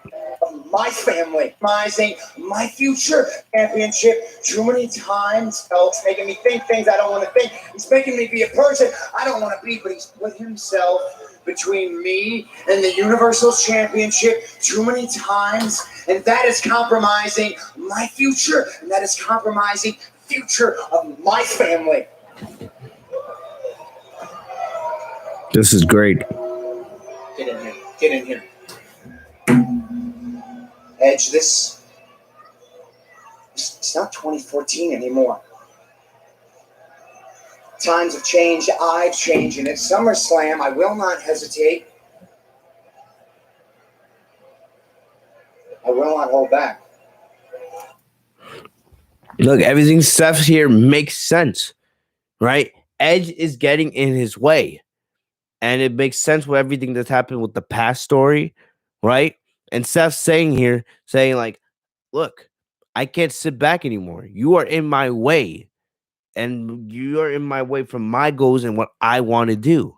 So if I have to take you out for good at SummerSlam, that's what I'm going to have to do. So be it. Because no one's going to stop me from becoming Universal Champion.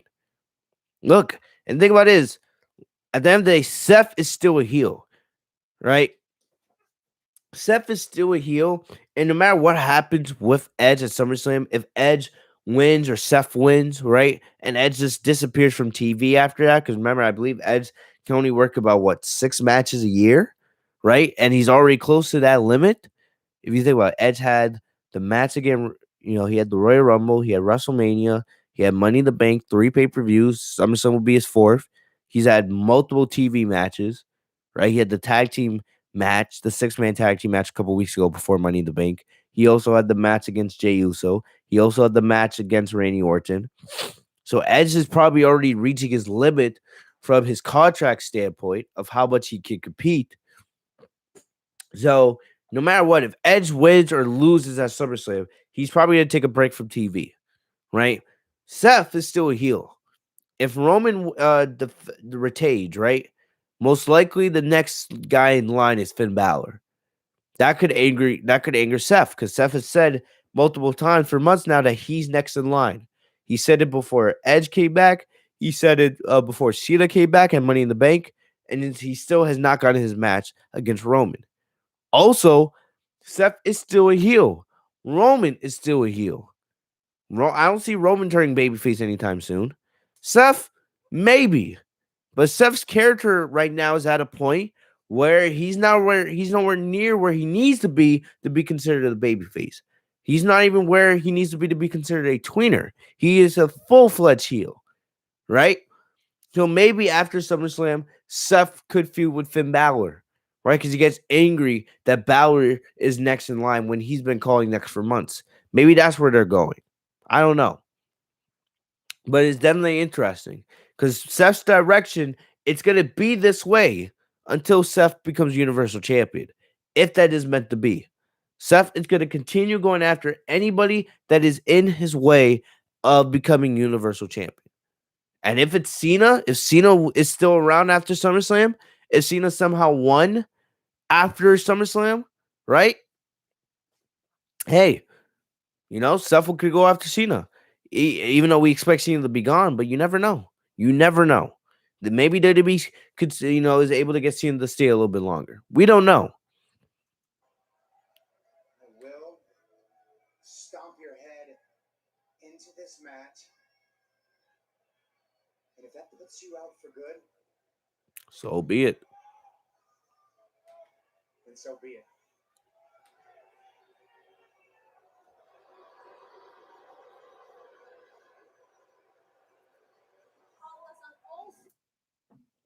And this was a great promo by Seth.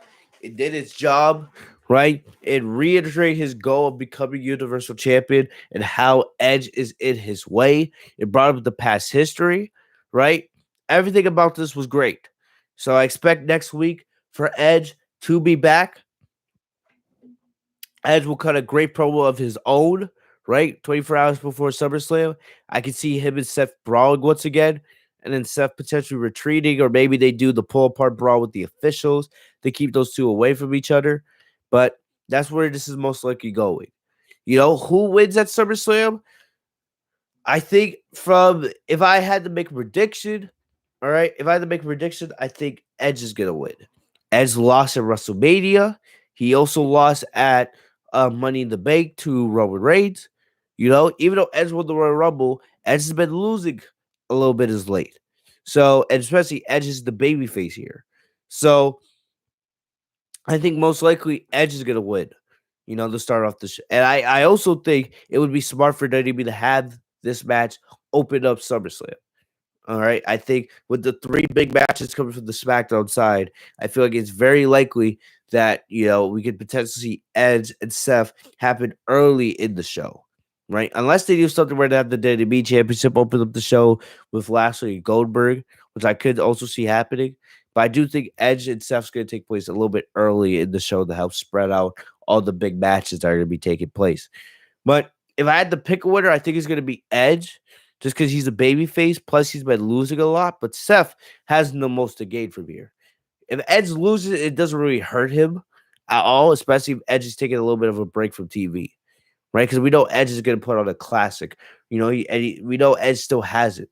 So if Edge loses, it doesn't really it doesn't hurt him much, right? But Seth kind of has to win. He's trying to get back to the Universal Championship. Being a legend like Edge, right, would do a lot for Seth's legacy. It would be a legacy-defining win. And this is a dream match people have wanted for such a long time. So for Seth to get a big win like this in a dream match, right, it would be huge. It would be huge. So, in my opinion, Seth should be the one that should win. But I think Edge is going to win. I'm not going to complain either way. I love both of these two. They're both great at what they do, right? But if we're looking at it, Seth should win, but Edge will most likely be the guy to win as the babyface in this story. So, great stuff here from Seth and Edge. All right, well, Edge was on the show, but you guys get the point. The build for this match has been solid. Solid. All right, so great stuff here. We'll see what happens with these two next week. So one other thing that I wanted to mention back to the Universal Championship, right, with Cena, I didn't even think about it.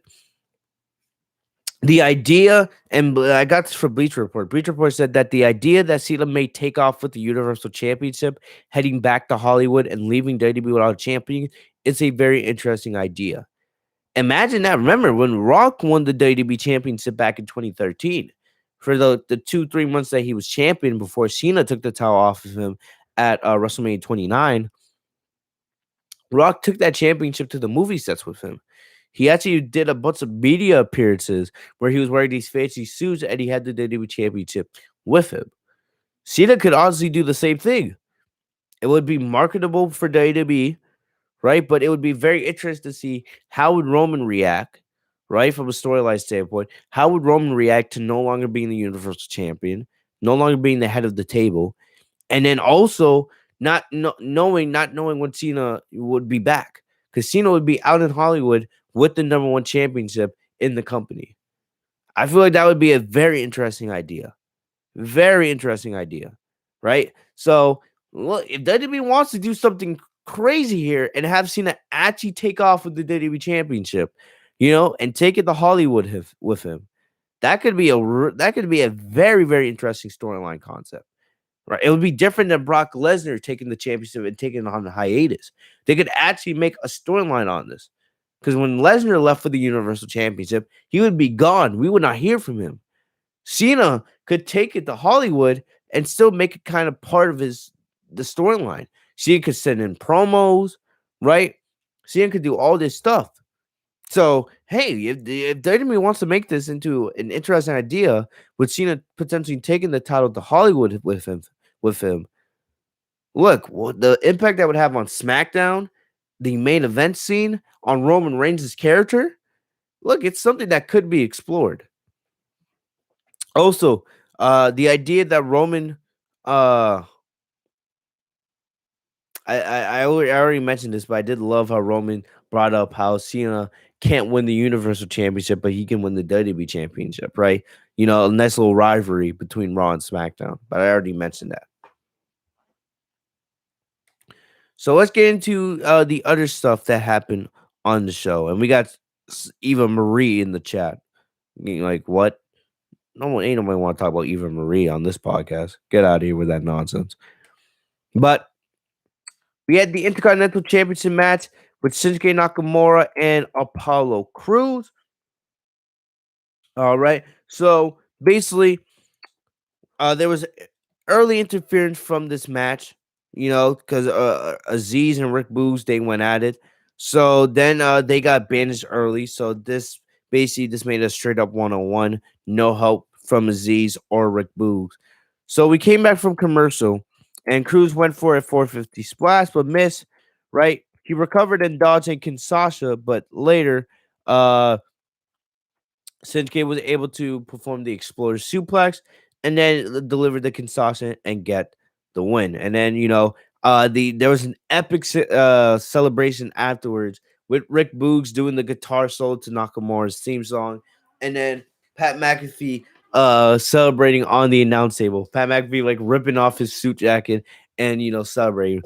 You guys know how great Pat McAfee is. This guy has been a great addition to the SmackDown commentary team. He's easily the best commentator in WWE right now because of how organic he is and how everything is genuine with him. He's not scripted at all. They just let him be himself, and he works well with Michael Cole.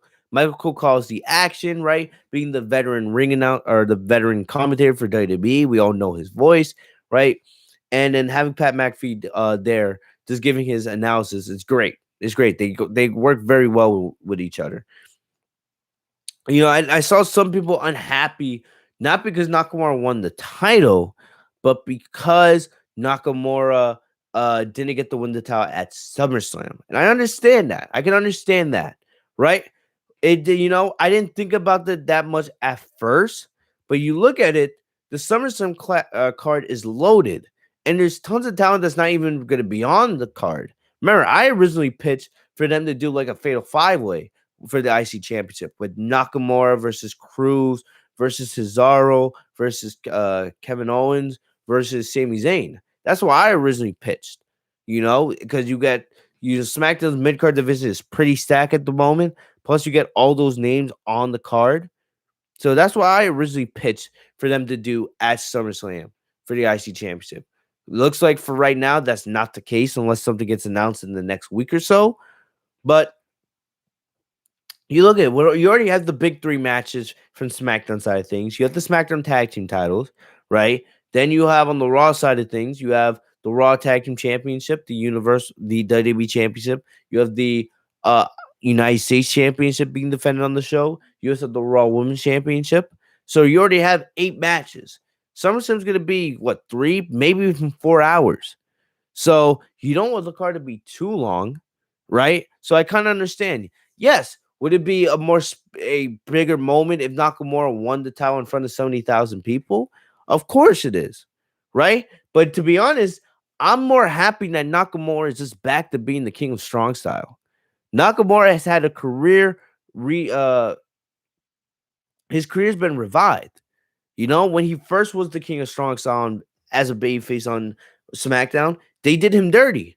He lost to AJ Styles. He lost to Jinder Mahal, right? He had multiple WWE Championship opportunities and failed, right? And they just booked him horribly, And then they turned him heel. And the thing is, Nakamura's been on SmackDown basically his entire main roster run.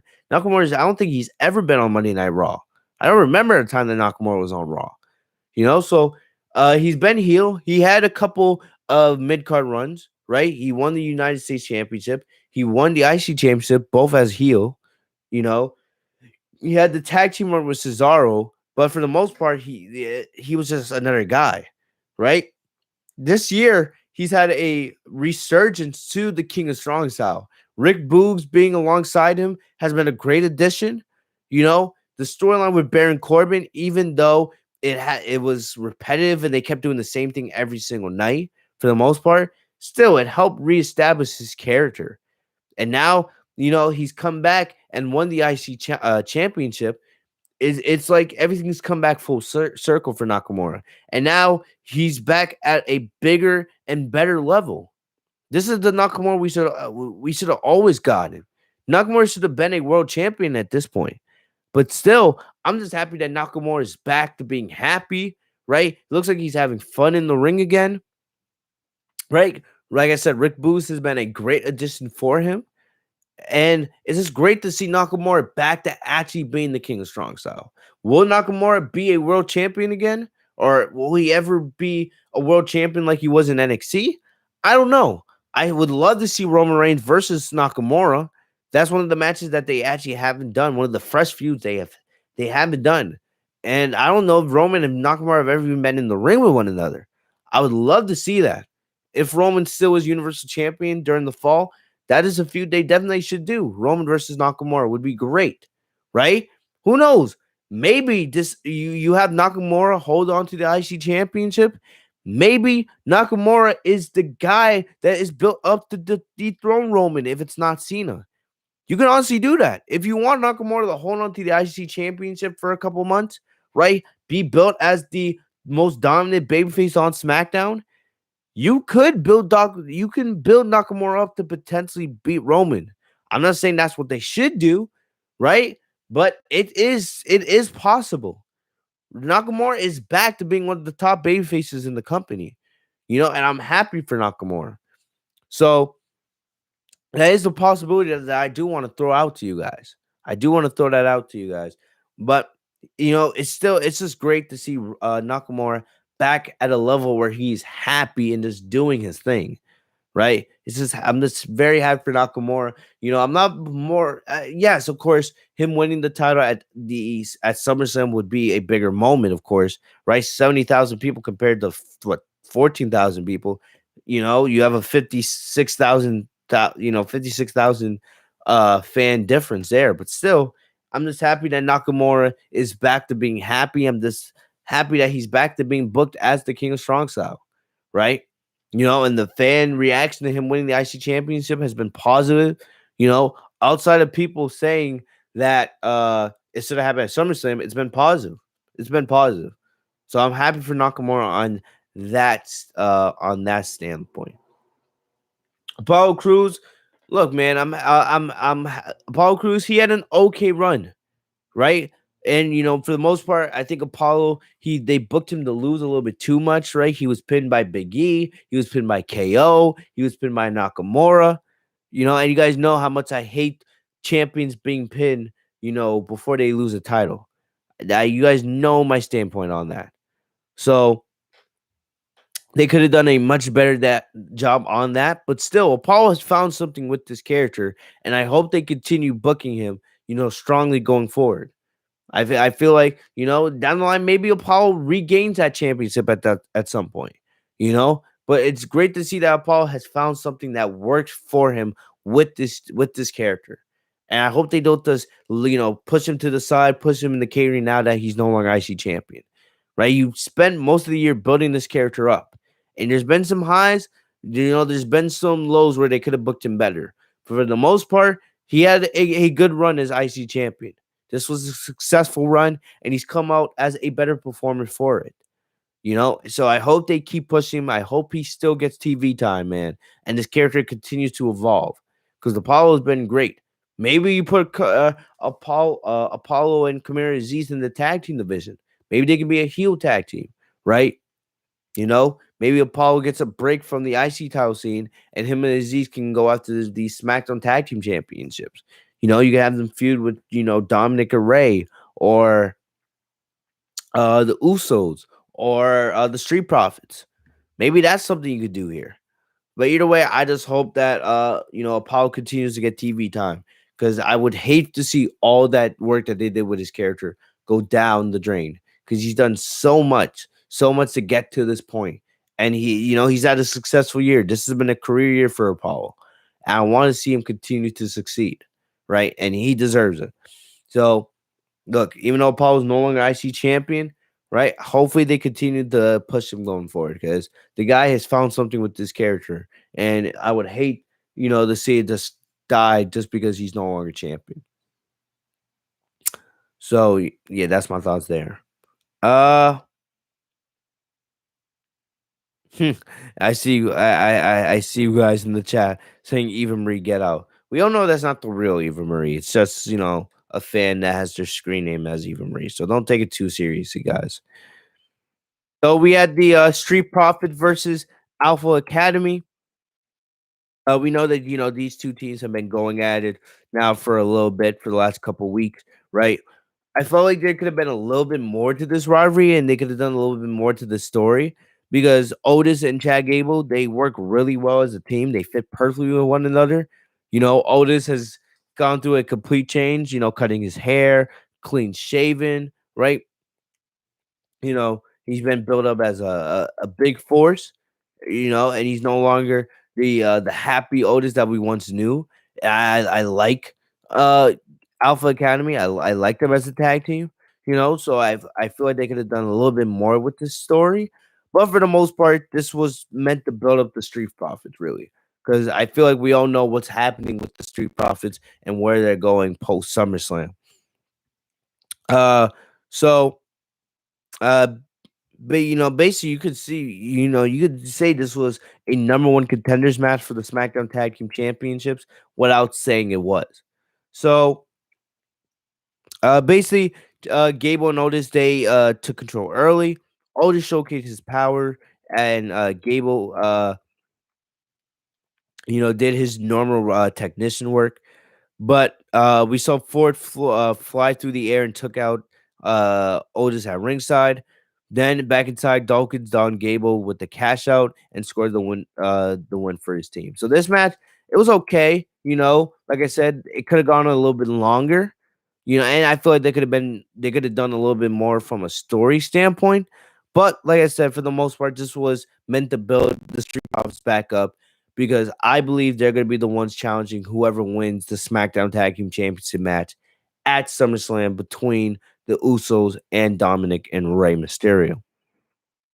Right. So hopefully, Otis and Gable continue to get TV time. I like them as a tag team.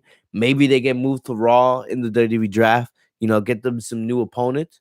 Right. I like them as a tag team. They fit. They feuded mainly with all of the SmackDown tag teams at this point. But hopefully they stay as a tag team and they continue working because they work well together. I like Gable and Otis. I want to see them succeed. But the Street Profits, like I said last week, I expect the Usos to win at SummerSlam. I wouldn't be surprised if Dominic and Ray regain the championships, but I expect the Usos to win, and then we get the Usos versus Gable and Otis going into the fall. Not Gable and Otis. We get the Usos versus the Street Profits going into the fall on SmackDown. Right, a match that I wanted to take place at WrestleMania, we didn't get it there. A match I wanted to take place at SummerSlam, we didn't get it there. So go into the fall, I'm hoping that we get the Usos and the Street Profits going at it for the next 2 or 3 months over the SmackDown Tag Team Championships, right? If you want to give the titles back to the Street Profits and then maybe have the Usos win it back later on, look, I think the Street Profits versus the Usos could be what the Usos versus the New Day was back in 2017. I truly do think that. So I'm hyped. So we'll see. I think the Street Profits will challenge whoever wins the match on Sunday or on Saturday at SummerSlam, next Friday on SmackDown, or the SmackDown after SummerSlam, of course. But anyway, the Street Profits win here, and we'll see what happens with them as they continue the chase and try to regain the SmackDown Tag Team Championships. We had the Mysterios versus Dolph Ziggler and Robert Roode, right? So this match was whatever. This was a good match. This was just meant to build the Mysterios up, as they tried to build momentum for their rematch against the Usos at SummerSlam. Remember, the Mysterios were actually the ones who took the towels off of Ziggler and Rude. Because remember, Ziggler and Rude were the ones who took the towels off the Street Profits. When you look at it, SmackDown actually has a good tag team division now. They have a decent tag team division. You have the Usos, you have the Street Profits, you have the Mysterios, you have Ziggler and Rude, right? You have Gable and Otis. If you want, you could add maybe Apollo Commander Aziz in there. If that's the direction that WWE wants to take with them, add one more tag team in the mix there. But SmackDown has a pretty good tag team division. Pretty good tag team division. But like I said, this was whatever match. It wasn't bad or anything. It was just meant to build up the Mysterios. We saw that in the second part of the match. Ray Dominic, Ray tagged in Dominic for the hot tag. Dominic got a little distracted because Jimmy and Jay appeared on the screen and they were taunting. They're like, okay, Dominic, do your thing. Hit him with that 619, right? Ray got Dominic to refocus on the match, and Dominic was able to get the win for his team. and that was that. Like I said, the match between the Usos and the Mysterios. Hopefully, it's on the main card SummerSlam because I still don't understand. I've said it every single SmackDown review since Money in the Bank. I still don't understand why wasn't the match between uh the Mysterios and the Usos. Why wasn't it on the main card for Money in the Bank, especially when the Usos won the titles? But still, hopefully this match is on the SummerSlam card, like the main card.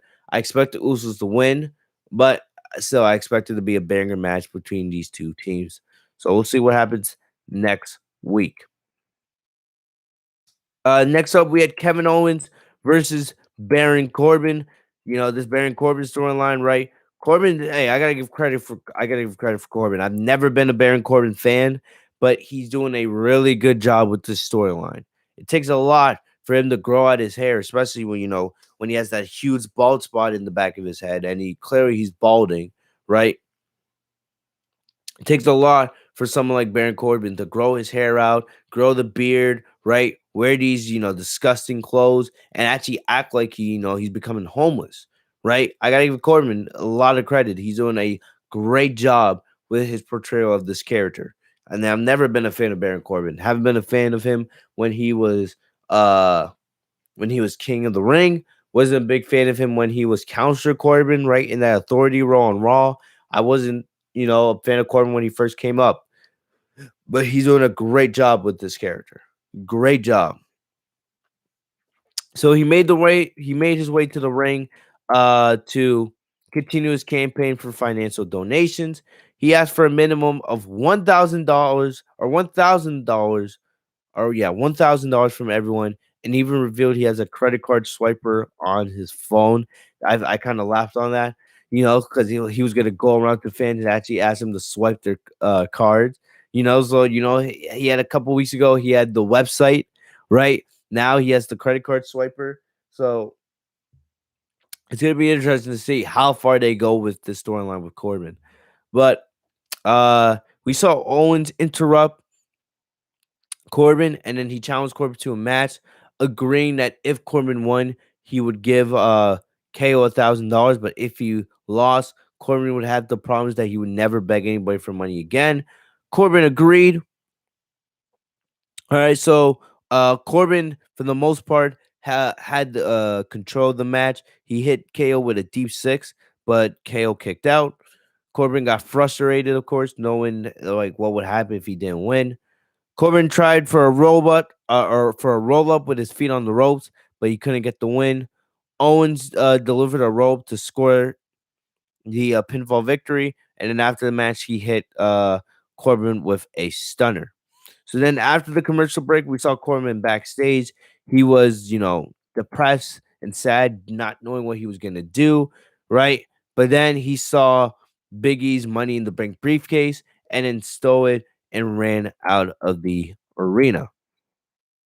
So, like I said, man, I gotta give credit to Corbin. He's doing a great job with his character, and I like how he's finding unique ways each week to kind of keep this story going. The credit card swiper, the website, now he stole the money to bring briefcase. Look, it's gonna be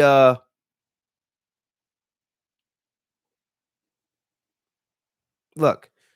Oh, we know that Corbin is not going to be able to cash in Money in the Bank, right? It's Big E. It's Big E's title opportunity. He won it fair and square. Corbin can't cash in the briefcase when it's not his briefcase to cash in, right? Clearly, the story's going to be Corbin wants to win the world championship. By him becoming world champion again, that would give him money to get himself back on track. But clearly what's happening is this is just a side thing for Biggie. I don't know how long it's gonna last. If Biggie is the cash in on SummerSlam for the WWE Championship, clearly this would have to end next week, right? Biggie would have to get his briefcase back next week so he would be able to cash in on so he could be able to cash in on Saturday night at SummerSlam. But we don't know what's gonna happen. We don't know when Biggie set the cash in. Right? But it is something to give Biggie to do because Biggie hasn't done much since winning, and this happens all the time. Usually, the Money in the Bank winner, right? He just stands afloat. He just stands around backstage waiting for when he's going to do his cash in and, get the world title victory. So, it gives something for Biggie to do. Corbin's doing pretty good with this role right now. So this is a nice little side story to keep things moving. So we'll see next week if Biggie's able to get the money to bring briefcase back. But, okay segment. Yeah, right. Not too much, not bad at all. Right. And we'll see where this continues to go. And we'll see Biggie trying to get his briefcase back from Corbin. So last but not least, we had the segment between Sasha Banks and Bianca Belair, the contract signing, right? This, in my opinion, has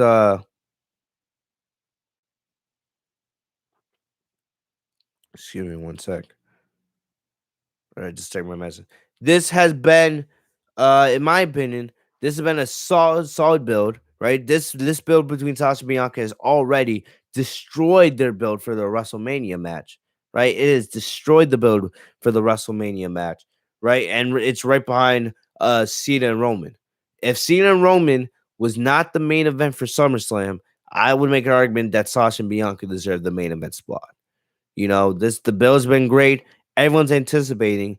And the longer this goes, the more it makes me feel like Sasha's going to regain the title at SummerSlam, right? I'm not saying she should, right? Because, like I said, I don't want Sasha taking the championship if she's not going to win at WrestleMania next year. Why would I want to see Sasha get another, run with the title just to lose at WrestleMania again next year? Sasha's too good to have another WrestleMania victory. I mean, WrestleMania loss. I'm tired of the 0-6. I don't want to see Sasha go 0-7, especially with Sasha as a heel, right? Sure, Sasha would run through everybody on SmackDown, building up people like Tegan Knox and Shotzi Blackheart and Tony Storm in the process, right? But we don't know at the end of the day, they would build up maybe someone like Io Shirai or somebody on SmackDown. They would build somebody up to take that title from Sasha at WrestleMania. And then, it would just be Sasha getting another WrestleMania loss when she shouldn't have anymore. She shouldn't, So, as you know, I wouldn't, of course, if Sasha wins the title at SummerSlam, I'll be ecstatic. But in the back of my mind, I'm going to be thinking, is she going to hold that title past WrestleMania, right? Where she most likely wouldn't. And if Sasha's not going to hold that title past WrestleMania, what's the point in giving it to her, right? She's too good to not have a WrestleMania victory on her resume at this point in her career. She's too good, okay? But either way, we had the contract signing to end the show. And basically, this just showcased how Sasha was just on another level when it came to Bianca Belair, right? Sasha just outsmarting Bianca. So I'm gonna play the contract signing for you guys. Faced off with Sasha Banks in the main event of WrestleMania. They made history.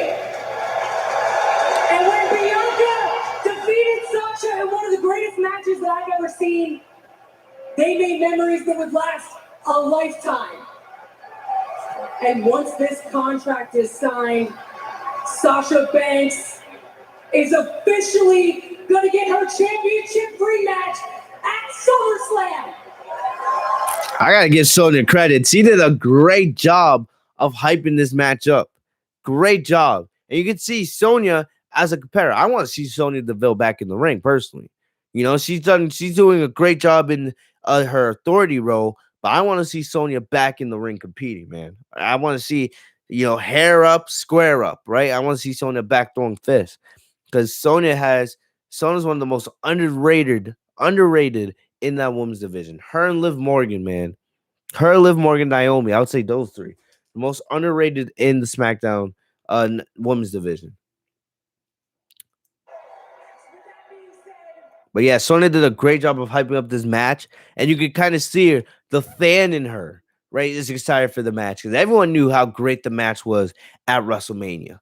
And we know the rematch has the potential to even outdo that, especially in front of 70,000 people. Please help me in welcoming the challenger. She is the blueprint. She is the standard. She is the legit boss. Sasha Banks.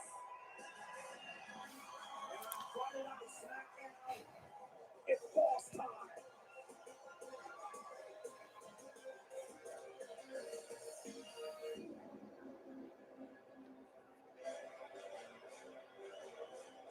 And Sasha looked absolutely incredible. Like I don't know. Look, I don't know. We talked about Seth Rollins, but man, Sasha's outfits as of late, especially since she's come back, have been absolutely insane. They're usually great, right? And remember when she was champion, they were great. But these outfits just get better and better. I love that she has the power with her entrance now. It took way too long, but you know, Sasha got into the ring, and then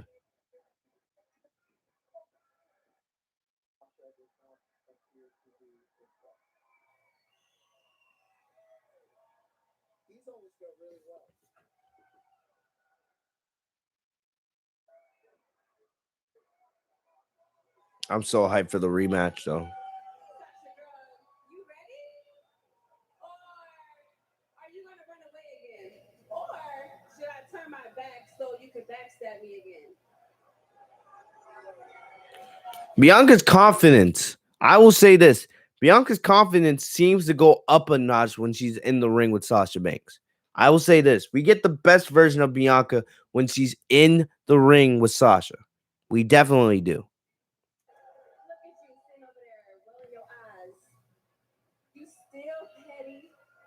You still jealous. But you know what? I should have listened to myself. I should have known better. I should have known that she was going to stab me in the back. But girl, if you wanted your WrestleMania rematch, all you had to do was ask. Ask? Bianca at WrestleMania used your stank braid against me, leaving me with a scar that kept me up for months. Now you expect me to come back out here and just be your best friend? Girl, get real, bitch. Wait, what? Your best friend? I don't even. Oh man. Oh, and then look, I will say the Sasha, it is part of Sasha's character. She uses the bitch line a lot. I had noticed that. I will be fair. Sasha does use the bitch line. It did, it came out of nowhere here. Nowhere. Sasha, look, but to make sure, here's one thing: Sasha's character, she's not gonna sit out there and give a 20-minute speech. Sasha's kind of like Roman. They get to the point really quick. I would say Sasha's better on the mic than Roman, right? Not disrespecting Roman or anything. I think Sasha's a little bit better, on the mic.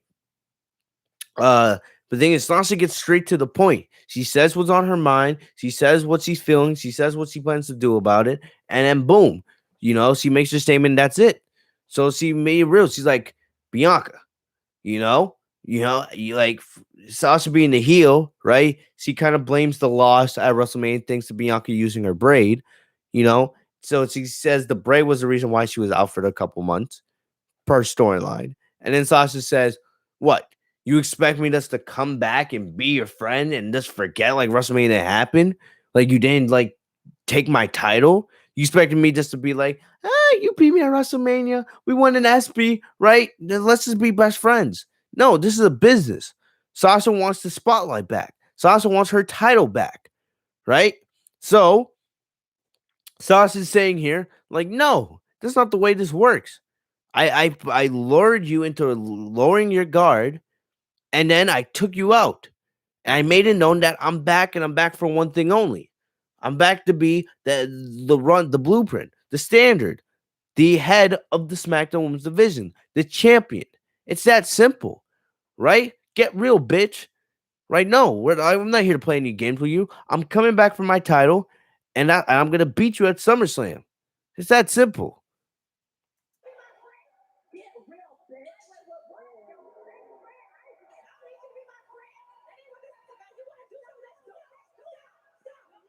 And this is great.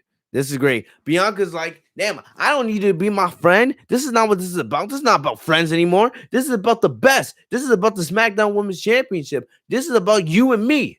right? So I like it. Bianca standing her ground. Like I said, Bianca's character and her confidence and her presentation gets raised a notch when she's in the ring with Sasha. I noticed that right off the gate. And I got to give Bianca credit for that. She's at her best when she's in there with Sasha. We are not doing this again. These contract signings have been going haywire. We're not doing it. Both of your names are getting signed on this document now. And Sonya, I like him, man. Sonya over there, right? Not playing any games as not playing any games, as the authority figure. She's like, all right, no, we're not doing this. We're gonna sign this contract. And she remembers, all right, especially makes sense with what just happened with Cena and Roman a couple weeks ago, right? It was originally supposed to be Balor. Then Corbin came out of nowhere, took Balor out, and Cena swooped in and took the signature that was supposed to be Balor. So I like how Sonya taking initiative here as the authority figure, be like, nah, we're not playing these games. You guys want to go at it? At least sign the contract first so it's official, right? So make sure that Zelina Vega or somebody out of nowhere doesn't come in and sign the contract.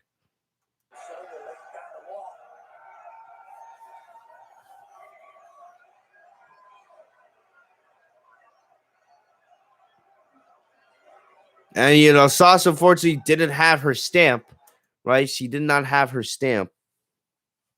So I was a little disappointed. That was probably the only negative from this segment. She didn't have the legit stamp that she used in NXT and that she used for some of the contract signs she's done on the main roster. But it's all good. Hold on. Wait. Sonya, I'm sorry. Before I sign this, I'm going to need some witnesses.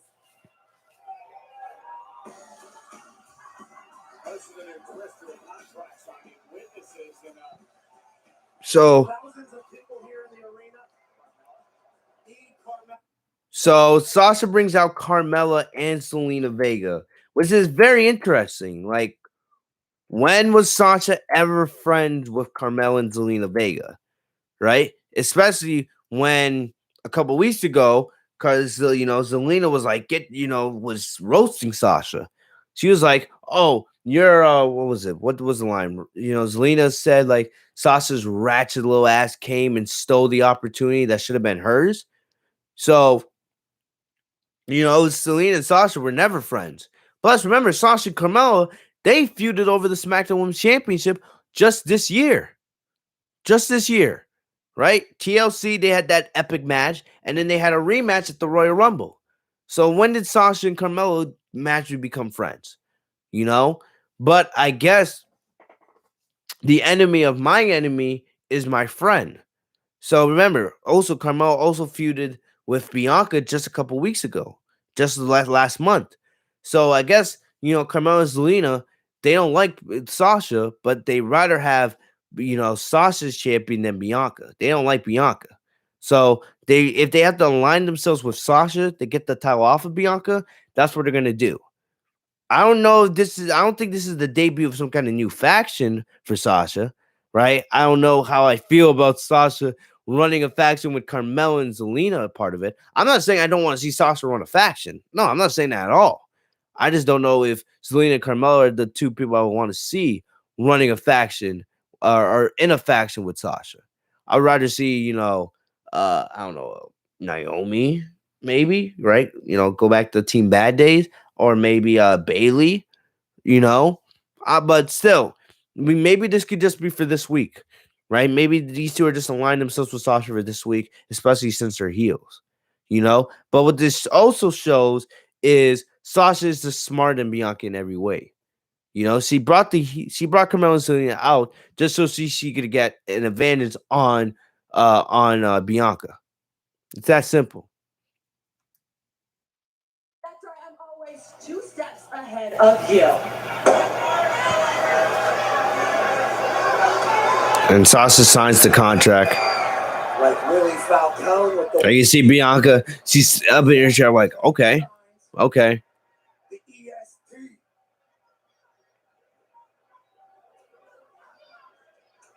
Does the same.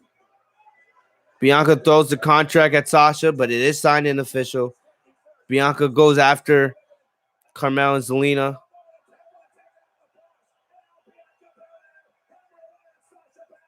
But then the numbers game.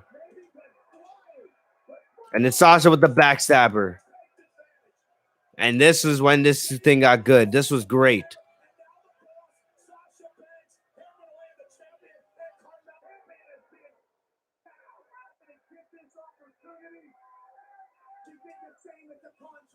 I love how Sasha told Zelina and Carmella, like little servants, like, no, I got this. Let me handle this. Sasha hit Bianca with a huge knee to the face. Face first on the desk multiple times. And I love how she got the gloves on too. Sasha gets on the desk, and then she holds the title in the air. This was great. And then as the show ends, she takes Bianca's braid, throws it. She took the braid. That's a fat braid too. Bianca's braid is huge. So she takes the braid, right, and does the big statement with it. Takes the braid, stuffs in Bianca's mouth, and does the big statement to end the show. Similar to what we saw a couple weeks ago. This was great. And Bianca did a great job of selling. Bianca screaming in agony.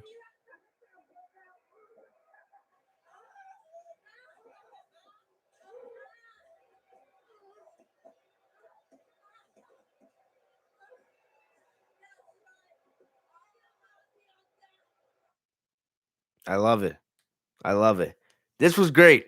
This was great, right? Great way to end the show. So you had the Cena and Roman segment to start the show, and then you had the Sasha and Bianca segment to end the show. This was fantastic. This was everything it needed to be. This is what it needed to be. You know, it's making me think that Sasha's gonna win at SummerSlam. You know, why would he go through all this trouble of having Sasha come back, do these brutal beatdowns on Bianca, right? Bring in Carmella and Zelina as kind of like Sasha's lackeys.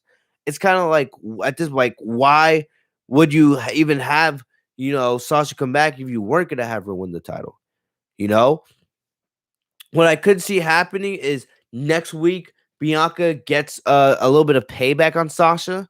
Somehow maybe Sasha comes out to cut a promo, and then Bianca's able to beat down Sasha and get some momentum, because Sasha's had most of the momentum. You know, she's put Bianca in the basement 2 out of the last 3 weeks. So I could definitely see Bianca getting a little bit of momentum, just of course as she's the babyface. And then, you know, going into SummerSlam to make, you know, Bianca fans feel like Bianca has a chance. But if I'm being honest, I think Sasha's gonna win. The only way I want Sasha to win is if that means she's holding that title past WrestleMania. That's the only way. And we don't know that. WrestleMania is not for another 8 months, right? Like, we don't know what's going to happen.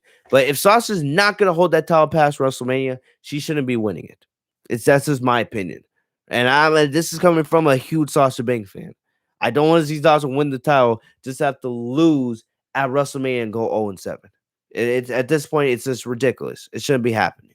Okay? And GD says Sasha's been pinned at the last 3 pay-per-views. Is that true? Actually, that is true. He's right about that. WrestleMania, Fastlane, and what was it? Elimination Chamber, because of the tag team championship matches. Right? Well, technically, Sasha wasn't pinned at Elimination Chamber. She was pinned at Well, actually, no. Sasha was pinned at Elimination Chamber, but she wasn't pinned at Fastlane.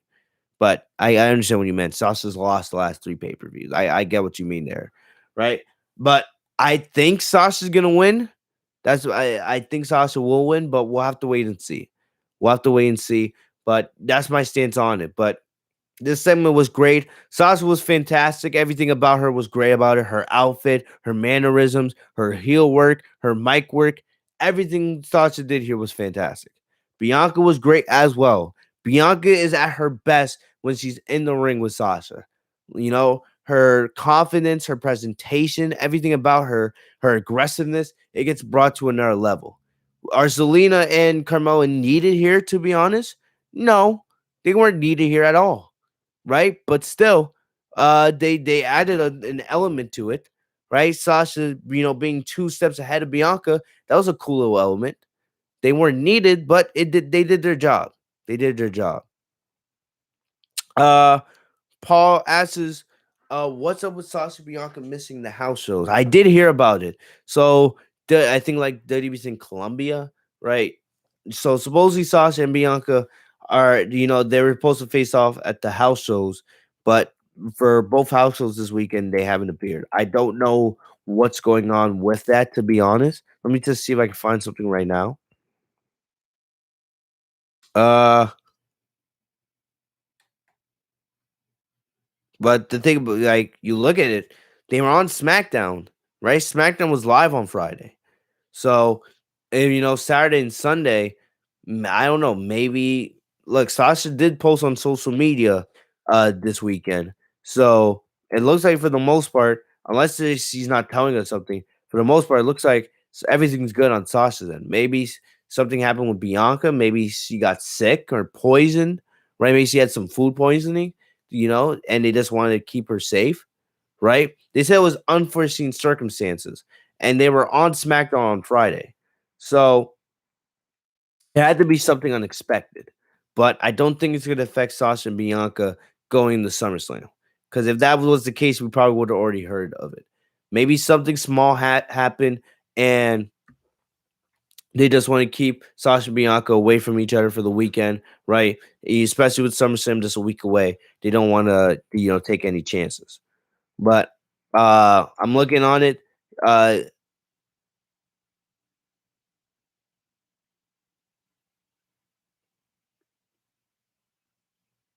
yeah, so they did the same thing at the house show tonight at Charlotte, North Carolina. Unforeseen circumstances. So we don't know. But for right now, Sasha and Bianca's on for SummerSlam. I would expect the match to happen. So we'll see. If we get any news about it, I'll probably tweet about it or make a video. But I don't know. I don't know. But either way, man, look. In terms of SmackDown, good show. I'll give this was a good show. Probably maybe the best SmackDown of the year. Right? In my opinion, they earned that 2.5 rating. The Cena and Roman segment was absolutely epic. It did its job, right? Seth Rollins' promo was great. A good mix of in-ring action for the SummerSlam matches. All right, Nakamura's title victory, and of course, Sasha and Bianca closing the show. Right, this was a really good addition to SmackDown, if you ask me. And if you're one of those AEW marks or shields, like I said at the beginning of the podcast, they're trying to call this a bad show to try to advance your own agenda. You're just stupid. You're just stupid. This was a good show. Give WWE credit where they deserve. All right. When they do something wrong, I'm the first one here to bitch and moan and complain about it. Right. But I'm gonna give them credit where they deserve it. This Night SmackDown was a good show. This was good. Uh yeah. Uh yeah, I'm just looking in the chat real quick. JD says Bianca needs to do that with more people than just Sasha, or people have a hard time caring about her. But I'm just being honest. You're right about that. It'll be interesting. No matter what happens with Bianca after SummerSlam, no matter if Bianca's moved to Raw or if she retains against Sasha, if she doesn't, right? No matter what, the Bianca that we're seeing right now against Sasha, we need to see that against everybody she faces after that, champion or no championship. No matter if it's Tony Storm, Tegan Knox, Shotzi Blackheart, Sonya Deville, Becky Lynch, Rhea Ripley, Charlotte, right? No matter who Bianca goes up against after the Sasha match, no matter if she's the champion or not, right? No matter what, we need the way Bianca's presented now to continue after that. The Bianca we're seeing right now in this feud with Sasha is the best version of Bianca BelAir. And we need to see that more and more. Not the Bianca we were getting in the early stages of her title reign. This aggressive, confident Bianca, that's what we need to get. All right. That's what we need to get going forward. All right. But either way, Bianca's doing a great job in the feud with Sasha Banks. The Sasha Banks Bianca BelAir feud has been fantastic so far with the build towards SummerSlam, and I cannot wait. I still don't know what's gonna happen, right? Like I'm getting the sense that Sasha's gonna win, but we still have a week to go. We'll see what happens there. But other than that, that's about all I got for you guys today. Before you guys leave, of course, make sure you guys leave a like on the video. It helps me out a lot, and it also gets the video pushed out to other people so that they can be educated. But uh but yeah, thank you guys for all the love and support. It's gonna be a huge week on the channel, right? A huge week on the channel where I'm gonna most likely have a Monday Night Raw review, depending on when you guys are watching this. Right, the go home show, the SummerSlam. I'm hoping to have SummerSlam predictions out this week, but it's gonna be a long week. It's gonna be a long week because I got work. Plus, I got a ton of other videos to do when it comes to the Dragon Ball Super manga with Vegeta versus Granola. We also have My Hero Academia videos to do. Plus, I'm gonna try to get the SmackDown review out either Friday or Saturday, right? I'm going to try to get out as early as possible, because with SummerSlam happening the night, Saturday night, right? There's only a 24-hour difference between, right, SmackDown and SummerSlam. So I want to get that out as quickly as possible. So I'm going to do my best there. But with the SummerSlam, I'm most likely going to do a SummerSlam watch party. I don't know yet, but I'm hoping that we can do a SummerSlam watch party, a live reaction here on YouTube. And for the SummerSlam review, that's either going to be Saturday night after the show or Sunday afternoon. So make sure you guys keep up with that. Follow me on social media so you guys get all of the updates. But thank you guys for the love and support. Hopefully you guys enjoyed the podcast. We went about 2.5 hours, man. But it's going to be a long week. So make sure you guys have the bell next to my name clicked so you guys are notified every time I post a new video. Hit the red button if you guys aren't subscribed already. Make sure you guys follow me down on social media. The links are in the description down below. Thank you guys for everything. Thank you guys for everybody who joined me, guys, in the live stream, man. Thank you guys for all the comments, right? For those of you who are watching on demand, I see you guys as well. Thank you guys for everything. You guys are amazing. I'm gonna get out of here. You guys stay later, or you guys stay safe and healthy. I'll see you guys later, man. It's been a long stream for real. I'm getting my words all jumbled up. But I'll see you guys later, man. Peace.